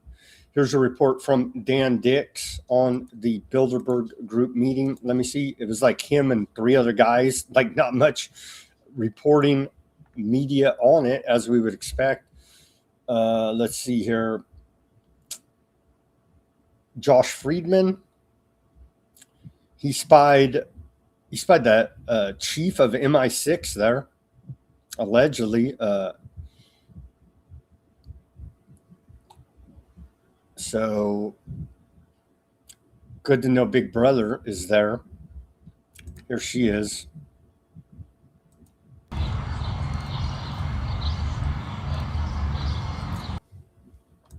It's good to know MI6 was there. How do you pronounce her name? Blassie Metrulali? Metrowali. There you go. Good to know she was at the Bilderberg Group. Here's a report from Dan Dix about it.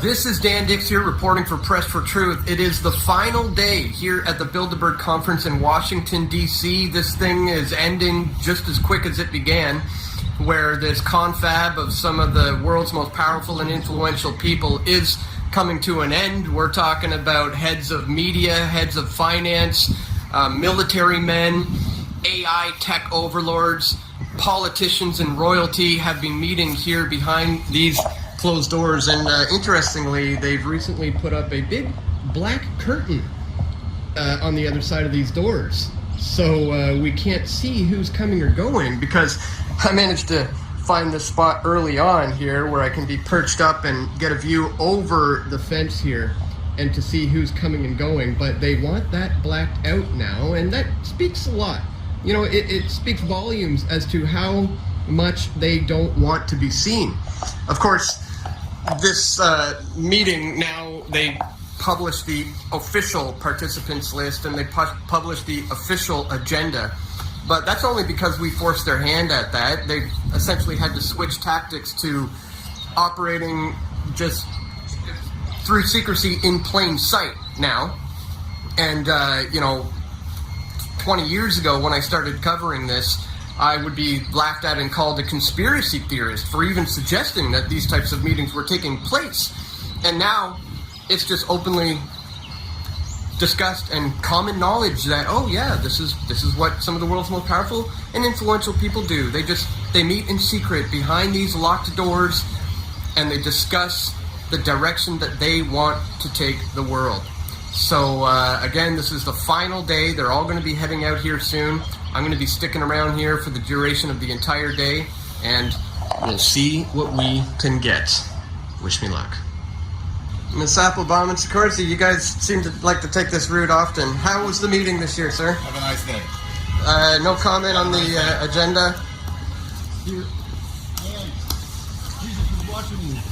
You put out a lot of fake news, but I'm not falling for it. Thank you so much. You're going to reap what you sow, and... Stay on the sidewalk. Josh. Jesus Christ is King, and Applebaum. Applebaum. Jesus Christ is King, and you're going to answer to him soon. The Atlantic is going down. It's becoming more unpopular by the day. The Atlantic magazine, that globalist fake news operation is going down, and many people are waking up. They're being mean to the Atlantic. They deserve amnesty for all of their reporting on the bats. Remember all that? Yeah. And there's just more of them getting clips of these elitists there in that report. But yeah, it came and went. The earliest Bilderberg Group meeting in 33 years, coincidentally enough. And yeah, how they got their own website. It's all public now and then secret. Kind of the attendees, quasi-secret. They did issue a public list, but then again, we know there are some people that go to this meeting that are not on the public list. So, but yeah, they're setting policy there at the Bilderberg Group meeting. Do we have their official? Well, their steering committee, they published that. And then they have the full meeting list somewhere on their website. meetings. They published their agenda. We covered that.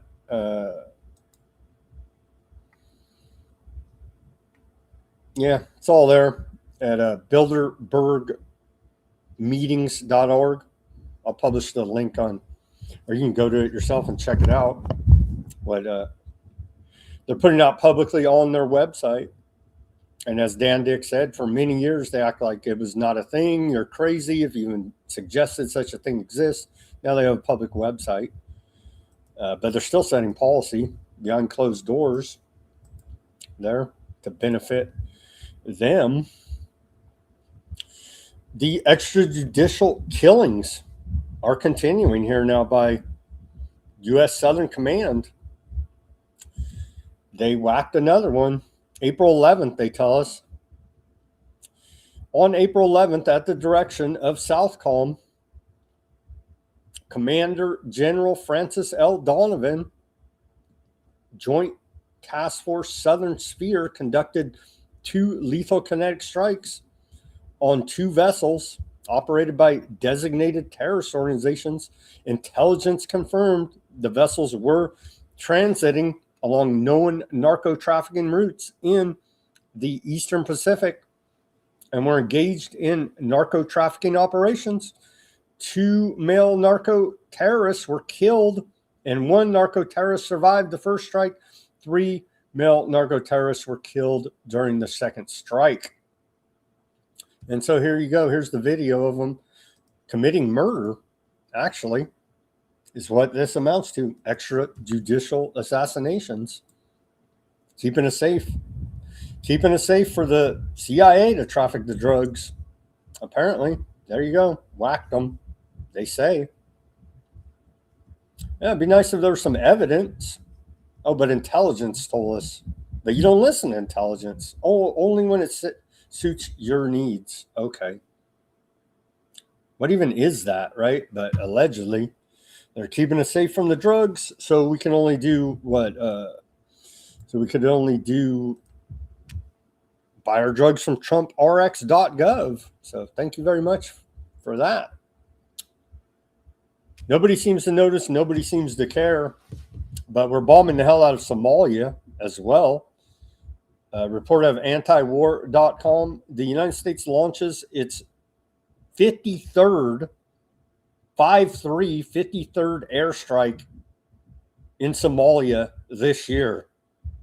Huh? Yeah. Because nobody seems to notice. Nobody seems to care. We're bombing the hell out of Somalia. 53rd bombing of Somalia this year.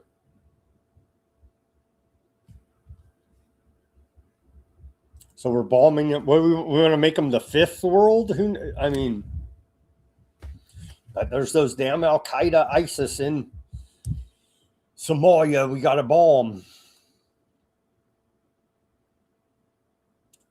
We're literally bombing men in caves still. The never-ending war on terror. AFRICOM said the strike targeted Al-Shabaab, right? Which is a spin-off of ISIS, whatever terrorist group created by Western intelligence. So thank you very much for that. Still bombing the hell out of Somalia. Oh my gosh. Today is the 6 million day, right? It's the Holocaust Remembrance Day. The Holocaust Remembrance Day. And Voice of Rabbis posted under the IDF memorialization of the alleged made-up number of 6 million. It says, stop weaponizing the memory of 6 million for your political agenda. Well, that's antiseptic, clearly, by the rabbis. Here's Aardvarkland to award the most self-proclaimed most Zionist president in the world, Milei, the Presidential Medal of Honor.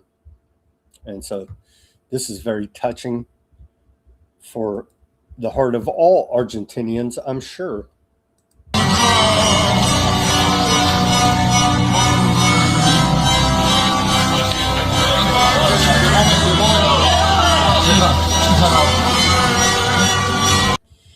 So you thought you got a Catholic and an anarcho-capitalist, and you got a Zionist war criminal. So that's what you get. That's what you get. The wife of Spain's Prime Minister, Sanchez, who's been heavy against the Iran war, she just got charged with corruption. She's accused of embezzlement, corruption in business dealings, and misappropriation of funds, according to a report out of Bloomberg. So, yeah, he had good rhetoric against the Palestinian genocide. Maybe she's innocent. There is due process, but not for Southcom, right? There is no due process if you're accused narco drug trafficker by the military, by the U.S. government. They just whack you.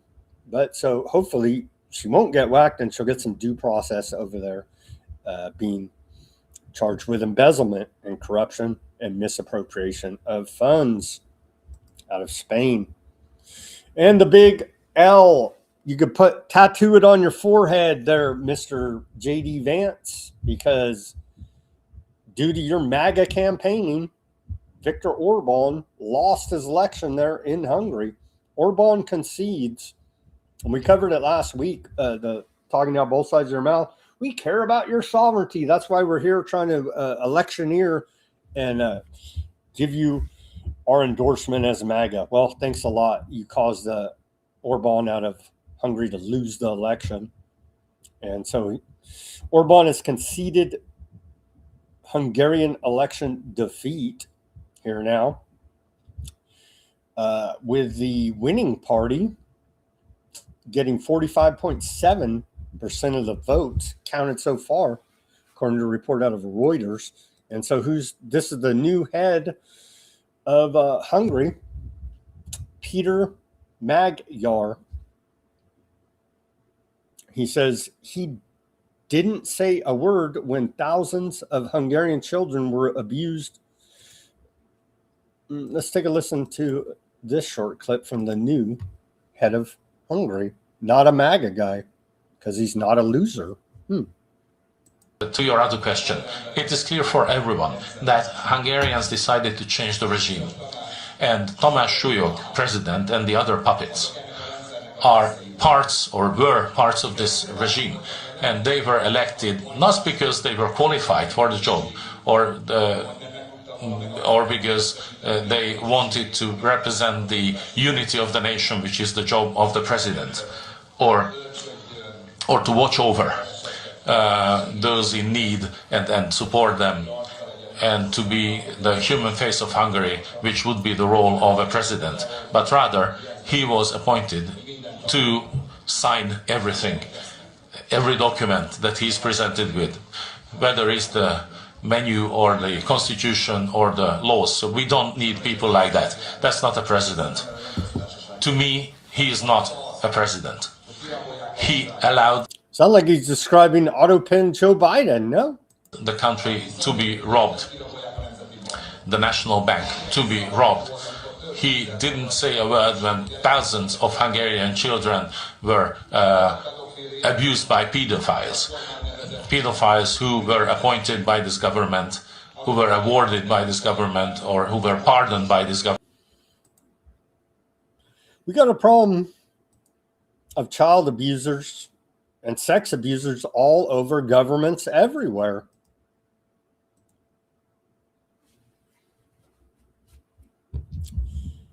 So this guy, the new head of Hungary, he says Hungary will not stop buying Russian oil, will seek the safest and cheapest oil regardless of origin, and he hopes the EU will lift sanctions on Russia once the Ukraine war ends. So looks like a Russian agent to me, right? Sure. Ursula von der Leyen reacts to Hungary's election results. It is a victory for fundamental freedoms, she says, and says EU should look at lessons learned, like moving a qualified majority voting in foreign policy to avoid systemic blockages as we've seen in the past. And I would also add you don't want MAGA campaigning for you because they're losers, losers, losers. As Viktor Orban just learned. Ukraine war still going on. There was a brief ceasefire for Easter, but it's still going on. Ukraine just captured an enemy position. This is according to Vladimir Zelensky, the unelected dictator there now of the Ukraine. They're claiming, Ukraine is claiming that they just captured a Russian position using only robots and drones, no soldiers, no casualties. For the first time in the Russia-Ukraine war, humans did not have to cross the line, the machines did. The future of warfare has arrived in Ukraine, according to Zelensky.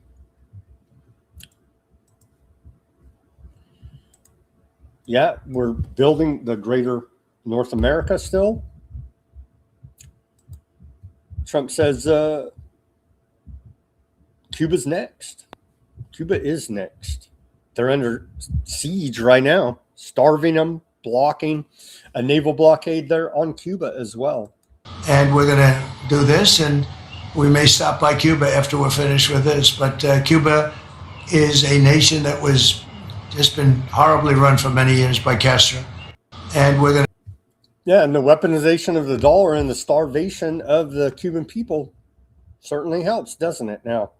And so all of their schemes about we're going to starve everybody to death to the point where they overthrow their government, it's not working out. It didn't work in Iran. It's not working in Cuba. But they're going to go kill a bunch of people. Maybe that'll work. Maybe blockade. Well, that's not working. Well, kill everybody.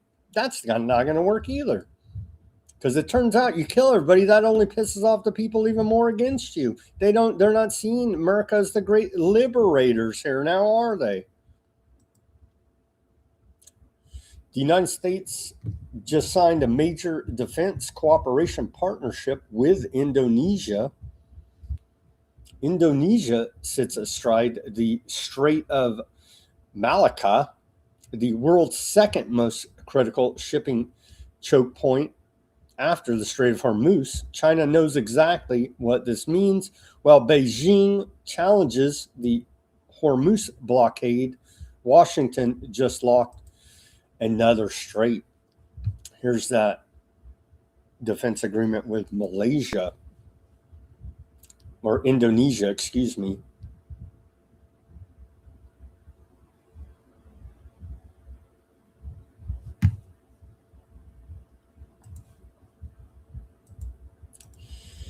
Stallmer just called Lebanon a legitimate partner, a legitimate part of the ceasefire.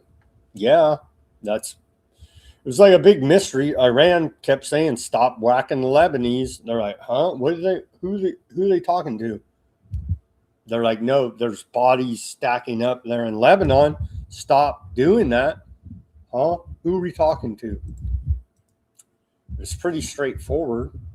I thought they put out the message in many different ways. Stop whacking the Lebanese. Give us back all the assets you stole. Pretty straightforward there from Iran, but it's still a big mystery. The Iranian hacker group Handala claims cyber attack disabled Bahrainian and Saudi steel giants Fal'Off and SULB in a retaliation operation. The Iranian hacker group Handala has claimed responsibility for a large-scale cyber operation targeting two major steel producers in the Persian Gulf, saying it disrupted operations at both the Bahrainian and Saudi facilities. The group alleges both companies were forced out of operational status following what it describes as an unprecedented digital breach. In its statement, the group said the operation came in response to earlier attacks on steel facilities linked to the Iranian resistance, framing the action as retaliation and warning that any strike against aligned infrastructure will be answered. It described the two companies as central to regional industrial capacity, claiming they were completely compromised in the course of the operation. The cyber operation is both a retaliation for the blood of Handela's martyred hackers during the Ramadan war and a firm response to the recent crimes committed against the people of southern Lebanon, the group said in a statement. Well, happy to know this. I'm sure everybody will be glad about this report. Aardvark Land Prime Minister and Shadow President of America, Bibi Netanyahu, said he received a call from U.S. Vice President J.D. Vance following the collapse of the U.S.-Iran negotiations in Islamabad. According to Netanyahu, Vance contacted him after leaving the talks to brief him on the outcome of discussions, which ended without an agreement after roughly 21 hours of negotiations. So I'm glad that our shadow president is being briefed on the continuing war effort there by Mr. Technocracy, J.D. Vance.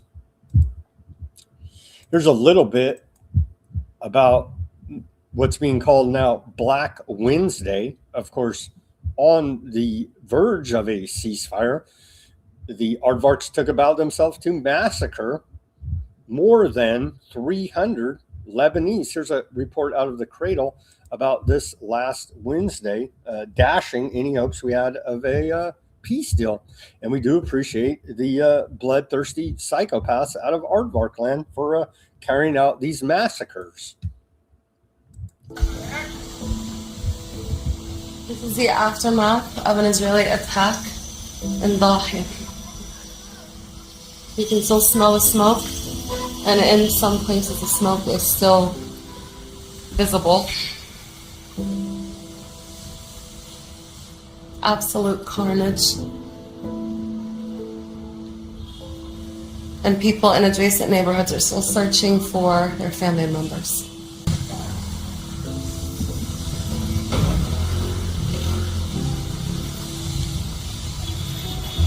I'm at the site of the Israeli attack in Dahi. This is an area known as Shiyeh. Took place on Wednesday, killed over 300 people. This is just one of many of the attack sites. As you can see, they're just damn terrorists. We don't know why they're mad at us, right?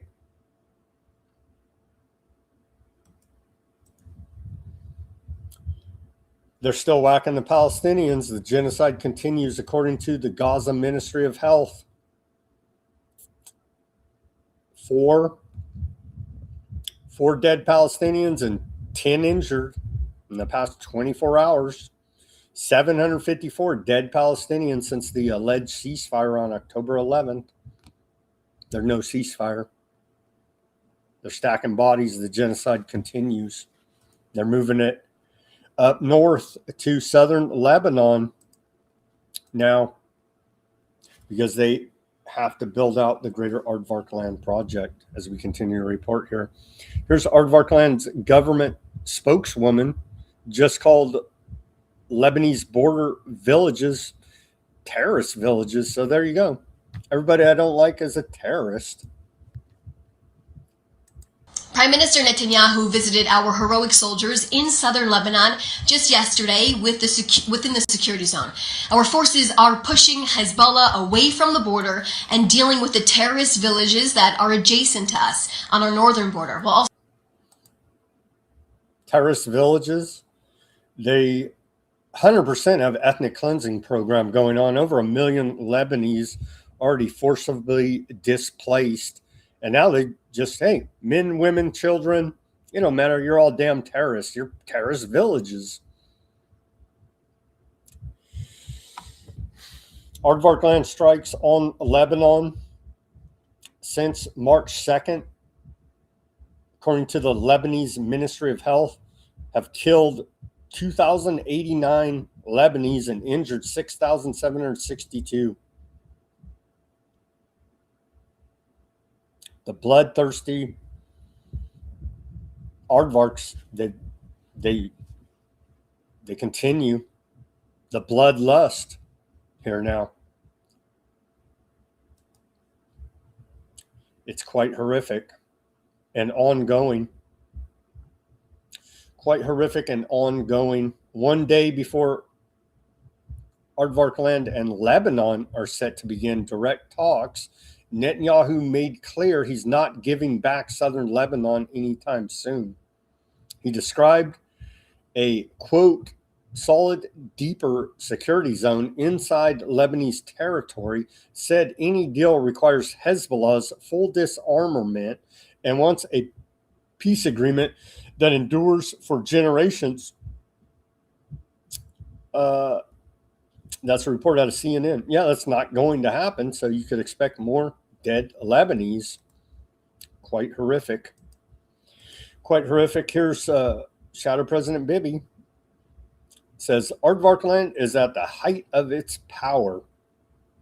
On the back of the American taxpayer, as we're paying to prop up Aardvark Land, we're paying to prop up congressional sex slush fund cover-ups, Epstein file cover-ups, and so we're here to be abused by the corrupt and powerful. אנחנו לא שכחנו. אנחנו יודעים שצריך להתייצב מול הרע בזמן ובעוצמה, ואנחנו עושים את זה כפי שחוץ מארצות הברית אף מדינה בעולם לא עושה את זה.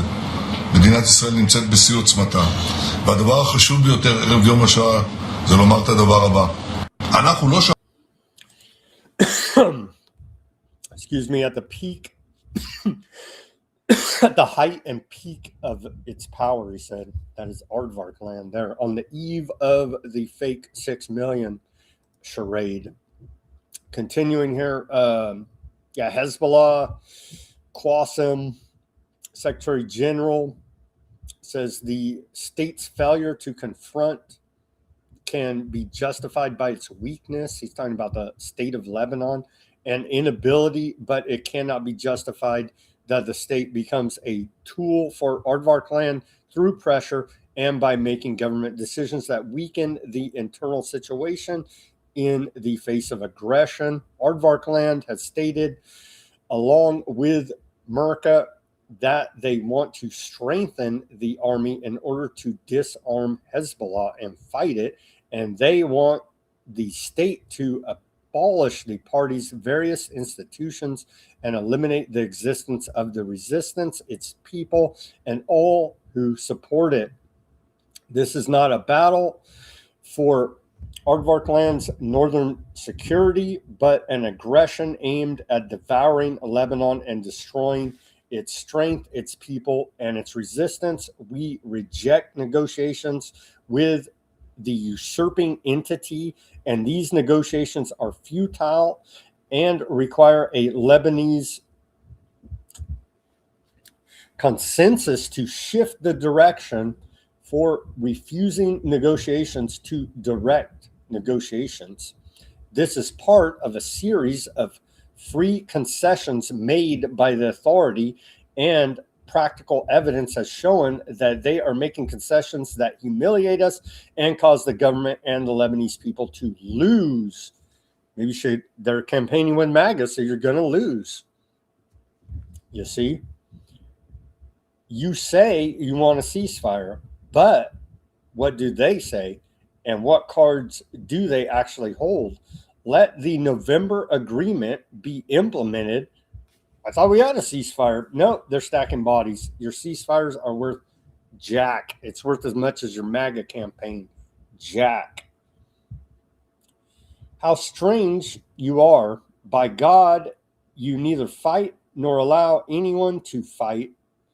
You neither confront nor allow anyone to confront. Go and look at the Aardvark Land enemy. Everyone is fighting.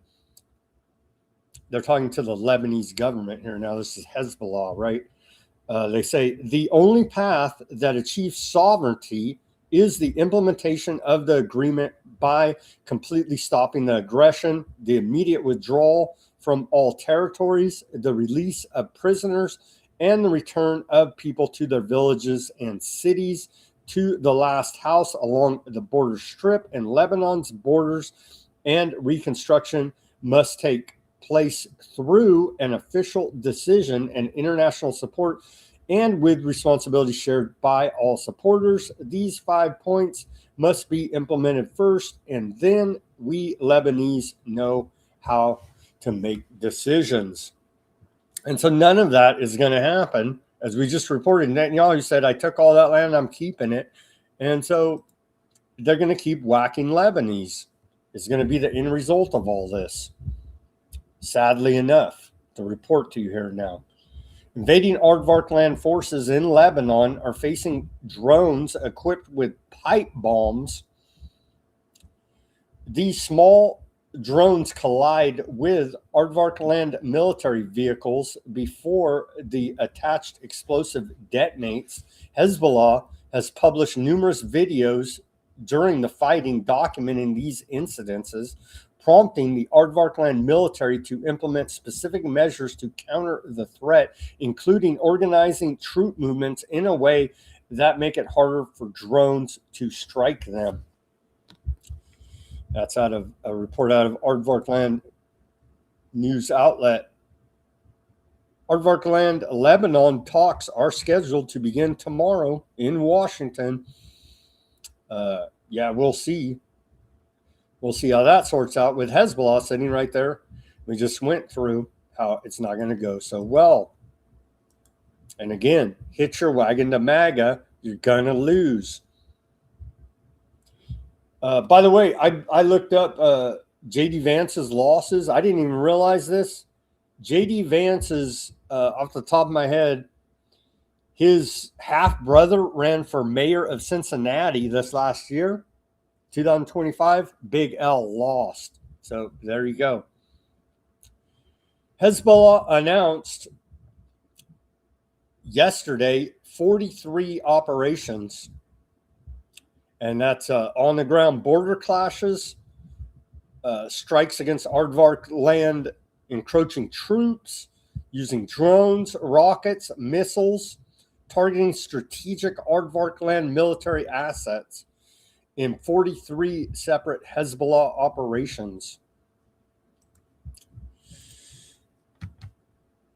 Here's the missile warning sirens in these specific areas. They're in Aardvark land. Don't confuse it with the sex offender map or Congress or the U.S. Congress.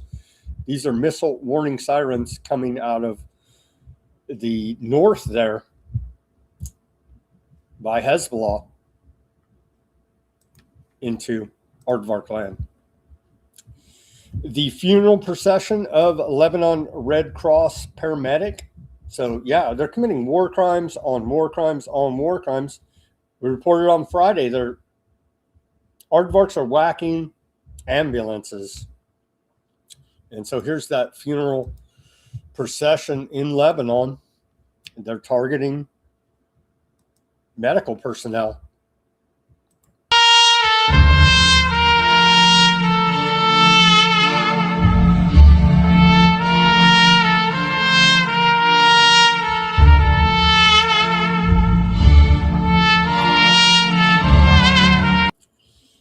Yep. The Red Cross don't mean jack to the Aardvarks, you see. Aardvark Land Public Broadcasting, KAN, reports that Aardvark Land Army assesses that the likelihood of a return to war with Iran is higher than reaching an agreement. No, you don't say, because every time we have a peace talk, you go and do a massacre. Oh, yeah, and by the way, Netanyahu's much-awaited corruption trial in Aardvark land delayed another 2 weeks. You got it. For the most corrupt man in the world, shadow president of America, Bibi Netanyahu, who's even too corrupt for Aardvark land. We still can't get him to even go to court because he's too busy massacring people. So, yeah, Aardvarkland public broadcaster says the war is going to be back on anytime. And backhandedly, they're going to assure that happens, you see. All sides stacking bodies. It needs to stop. 8 Aardvarkland soldiers were injured in a drone attack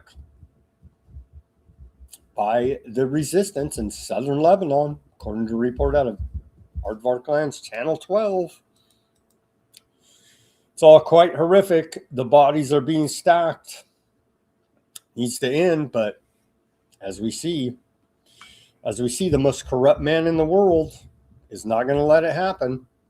And as long as we're giving him direct briefings on peace talks, come on, man. Come on, man. Give me a break. That's where we're at here. That is where we are at. Bibi says, our people learned the lesson. I promised there would be no more Holocaust. This year, we fulfill that promise never again, as they're genociding the Palestinians. So there you have it.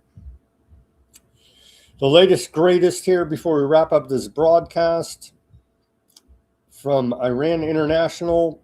They say China, Russia urge diplomacy as Vance says ball is in Iran's court. Pakistan seeks second round of U.S.-Iran talks before ceasefire expires. There's no ceasefire, really, is there? No. Asian stocks rise as U.S. signals continued engagement with Iran. Kremlin says offer to accept Iran's enriched uranium is still on the table. Iran hands death sentences to 4 more January protesters. Iran offered 5-year enrichment suspension in talks with the U.S. and the talk said one report 20 years suspension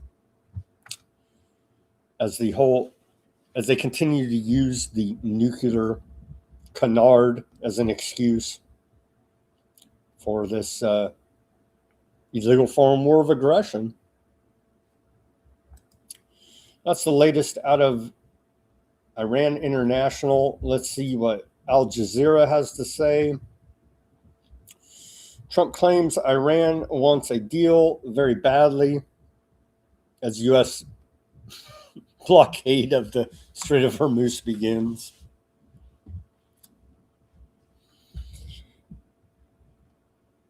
There could be a second round, but I'm sure Bibi will do a massacre and it'll be a big mystery. Those damn terrorist Iranians, why they don't want to make a deal. Not because our shadow president just massacred hundreds of Lebanese. Wowzers. Hezbollah leader urges Lebanon's government to pull out of Aardvarkland talks. We'll see how all of that goes. Scheduled for tomorrow. And that's the latest and greatest. So Khomeini's still in charge of Iran. We're on day 45 of the Iran war. And Iran and America are blockading the Strait of Hormuz. So there you go. There you go. On this day 45 of the Iran war. Thank you, everybody, for joining us. Let's pray for peace. Let's pray for peace over there. As long as Bibi is directing our foreign policy, we will have no peace. So believe that and know that. Okay, let me go over to the channels. Let's take a look at, if I can get over there. Old Odysee is still kind of sketchy with their updates. See if, yep, we loaded up. We're streaming on Odysee. Thank you guys for tuning in on the Odysee. Let me go to see some chat over there. Deep, Danger, John. Thank you guys for tuning in there. Let's see. John says, I need rabbits. I already have chickens for eggs. Yep. preparing a little bit over here. English government says you can't eat rabbit. That's Huffman. It'll kill you stone dead in seconds. Yep. Wabbits ain't vermin. Wabbits. Rabbits are protein sources. Fat is the only thing they lack. Yeah. Let's see here.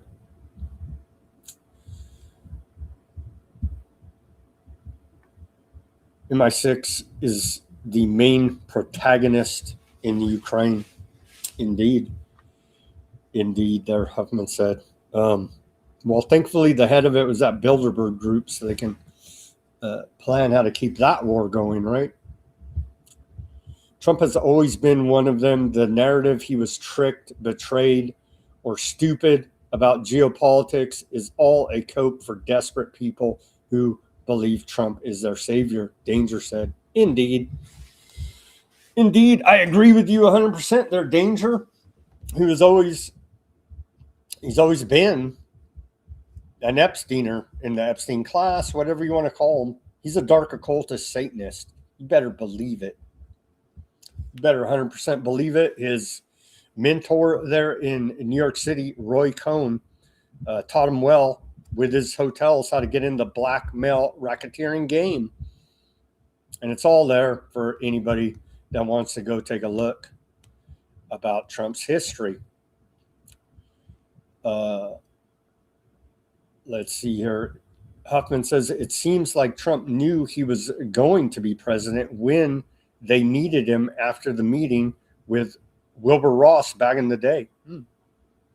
May very well have been set up. They plan, 20, 30, 40, 50 years in advance. So, yeah, that may very well have been part of the deal way back then when Wilbur Ross named Trump's first administration commerce secretary, right? And his handler, his Rothschild handler. So that may very well have been the deal they made way back then in the 90s when they bailed out Trump's bankrupt casinos there in Atlantic City. May very well have been the deal. John says, I agree completely, and I don't believe for a minute that he was unaware that of the bat problems and they would be bad. Yeah. He's a tool of the Rothschilds, just like his buddy Epstein. Yeah, indeed. Indeed. He's talking about some miracle stuff there. Let's see.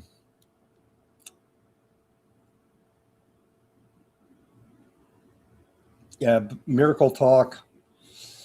YouTube don't like it, so I won't talk about it on the YouTube. But I think by now everybody should already, you know what I mean? Should be hip to the game by now. That's why we moved off of it at Weaponized News, and also due to the community guidelines, right? So, but it's been thoroughly exposed by us here at Weaponized News and many others. Thank you guys for tuning in on the Odysee. And I do believe Trump was always a Trojan horse setup. They knew, that is the social engineers writing the script of the Masonic stage play known as American politics. They know what's the right thing to do, what the people want. After all this years upon years upon years upon years of corruption, and they know exactly, to paraphrase Albert Pike, they'll give the people the hero that they want, right? And so that's exactly the character they made Trump out to be. After all the years of corruption of Bush, after all the years of corruption of Obama, here's your hero, Orange Man, telling the people exactly what they want to hear, because the social engineers know damn well what they're doing. But hey, the script is run dry now. L's everywhere for MAGA. Trump's lashing out at Catholics and getting destroyed. He's getting ratioed on his own Truth Social. So, yeah. Become a MAGA. The scam's unraveled. Even the most ardent supporters are starting to call it out. Huffman says they knew the Ponzi scheme capitalism was going to end like this. Exactly. The fiat debt-based monetary system is designed to collapse at the time of the bankers' choosings. So yeah, they knew exactly what their end game would be because they created the system. So obviously, thank you guys for tuning in on the Odysee and keeping that chat lively. Thank you everybody for tuning in on X, Kick, Twitch, Facebook, Bitchute, YouTube, and Rumble. Let's go over to those chats on the Rumble and the YouTube. Let's see here. A couple talking about Tucker. I like you hate Tucker's voice. I hate Kissinger's name and voice.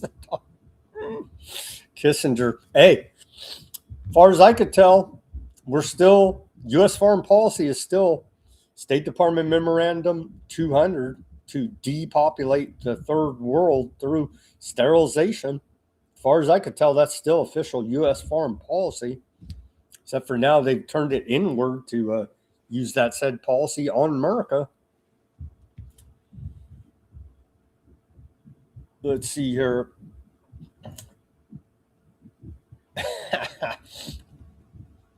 Snarky guy, all pissed off. Good job, snarky guy. Let's see here.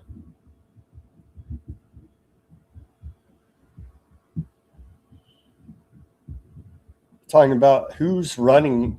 I think Snarky's talking about who's putting out these Lego videos. Whoever it is, a team, a bunch of them, they're winning the propaganda war for sure. Let's see here.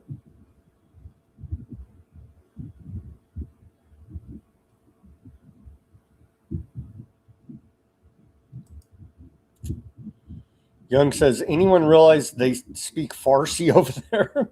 Who are these videos really for? They're for America. They're all working together to bring down the West. I think we could do a pretty good job of that ourselves now, couldn't we? Maybe he's talking about the Western governments over there. It's on YouTube. What's the point of America flexing when their ships can hardly even get close to the shorelines of Iran? TK on the Rumble. Bardo says, out of Washington State, diesel at $7.29 a gallon in Washington today. Diesel costs only 2/3 what unleaded costs to refine. The Royal Cartel is gouging us yet again. They're gouging the hell out of us. Mac says today's Gidget is with Kasparian. Oh, man. Let's see on the Facebook. Steven says this is like the Twilight Zone. Yeah, they've created quite a dystopic reality here for us, haven't they? There's my beloved Almighty God.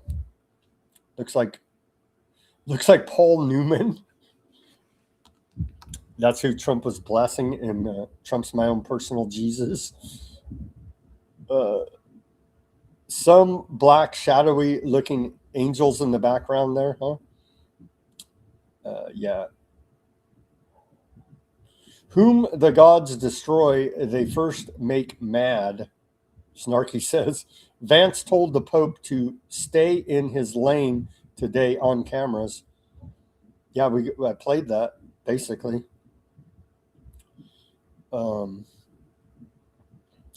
Let's see here. In Trump's pic, he holds light in his left hand.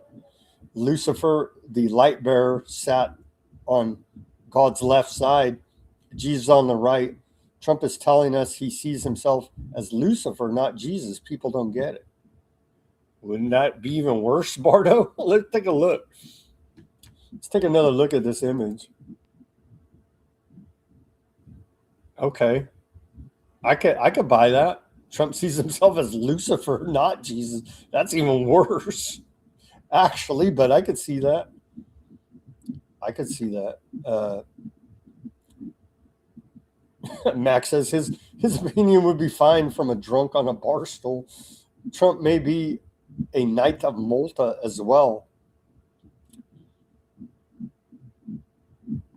Snow says the entity at the top of the picture is email. Ball is a common attribution. Let's take another look. There you go. This character up here, right? Yeah. Okay. Okay, I'm with you guys. I'm with you guys on that. Let's see.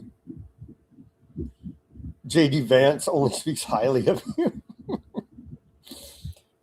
I don't want him campaigning for me, man, because he's a loser, as we just saw there in Hungary. I think the Vatican has both a Secret Service and Swiss Guard that has, well, yeah. Yeah. Let's see. Fat Bob says, why MAGA just makes me want to say my country, right or wrong, damn it. Oh, man. Bardo says, Jesse Ventura thinks Butler was a Trump blade job they used to cut themselves in WWE matches to excite the audience. Yeah, I think it was too. Already got my Obama for prison t-shirt for the third term election, Young said. Obama was just a corporate art installation, Max said. Oh, man. Oh, look, the cheese moon has more holes, Jan said. More NASA cartoons. All they need is Daffy Duck. Carrie says, what place is doing the training for tech security? I don't know. You got to follow their links.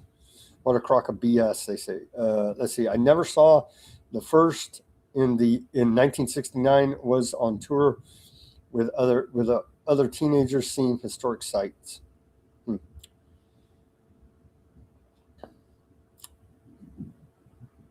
Carrie says, I remember the 60s propaganda was America had to beat USSR. Otherwise, they would point rockets down on USA. Well, yeah, now we got to beat China and Russia, maybe halfway, right? We're in all these new Cold Wars. Kerry said, told NASA in 60s, join with Russia and China for space, share the costs. Oh, man.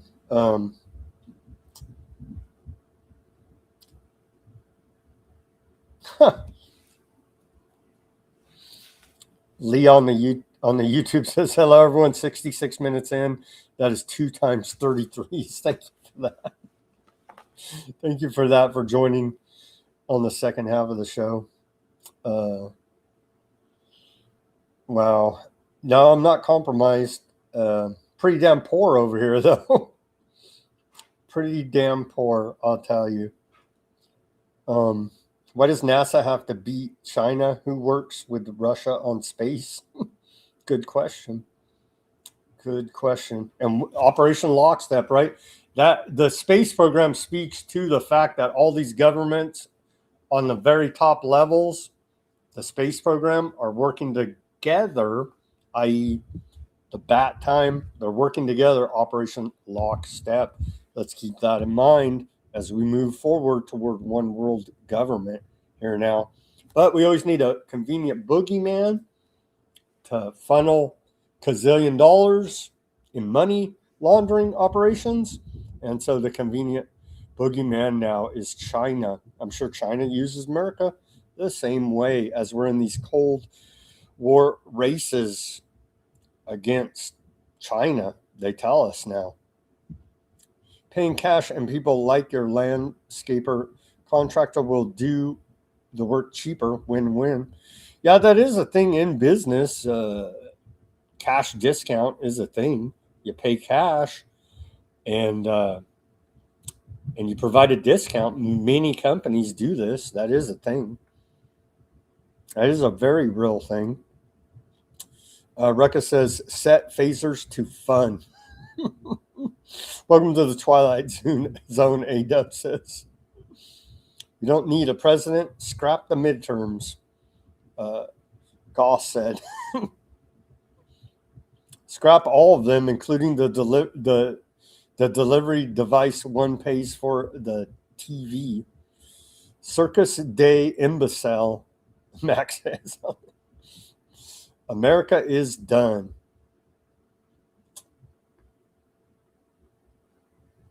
Toon hates nothing like an honest man.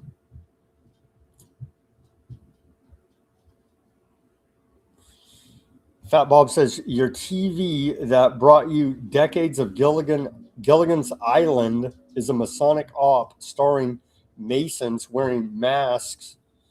Must have laugh tracks to laugh for you.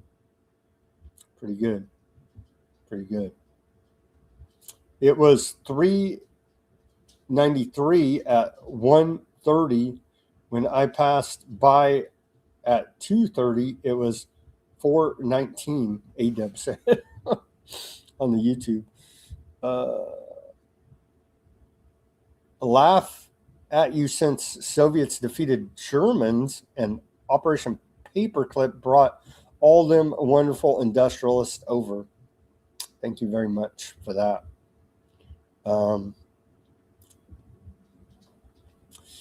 Did you say MK Ultra and Britney Spears in the same sentence? I did. I did because I believe she is a mind control victim. Let's see here.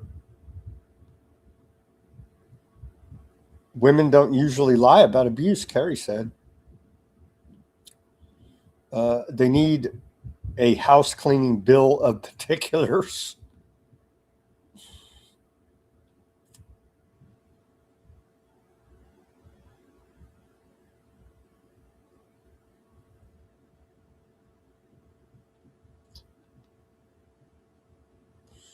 I was just reading some of these comments. Thank you guys for keeping it lively. Yeah, but I mean, the hell, man. The lawmakers, our Congress, just came off a vacation during a major war after voting to cover up their sexual abuse slush fund. And the president of America, or the vice president, were in peace talks with Iran, is briefing Bibi Netanyahu of Aardvark land about the meeting. Like we are in Twilight Zone dystopia, and you got them doing clown world videos about how wonderful it is to not have the government tax your tips with a McDonald's delivery at the White House. You're losers, MAGA. And Trump getting ratioed on his own Truth Social post and lashing out on Catholics all over the internet. Horrific look there, Trump and MAGA. They're spiraling downward fast. Peace on the YouTube says the rain in Spain falls mainly on the plain. Oh, that was a good little rhyme there. ZO.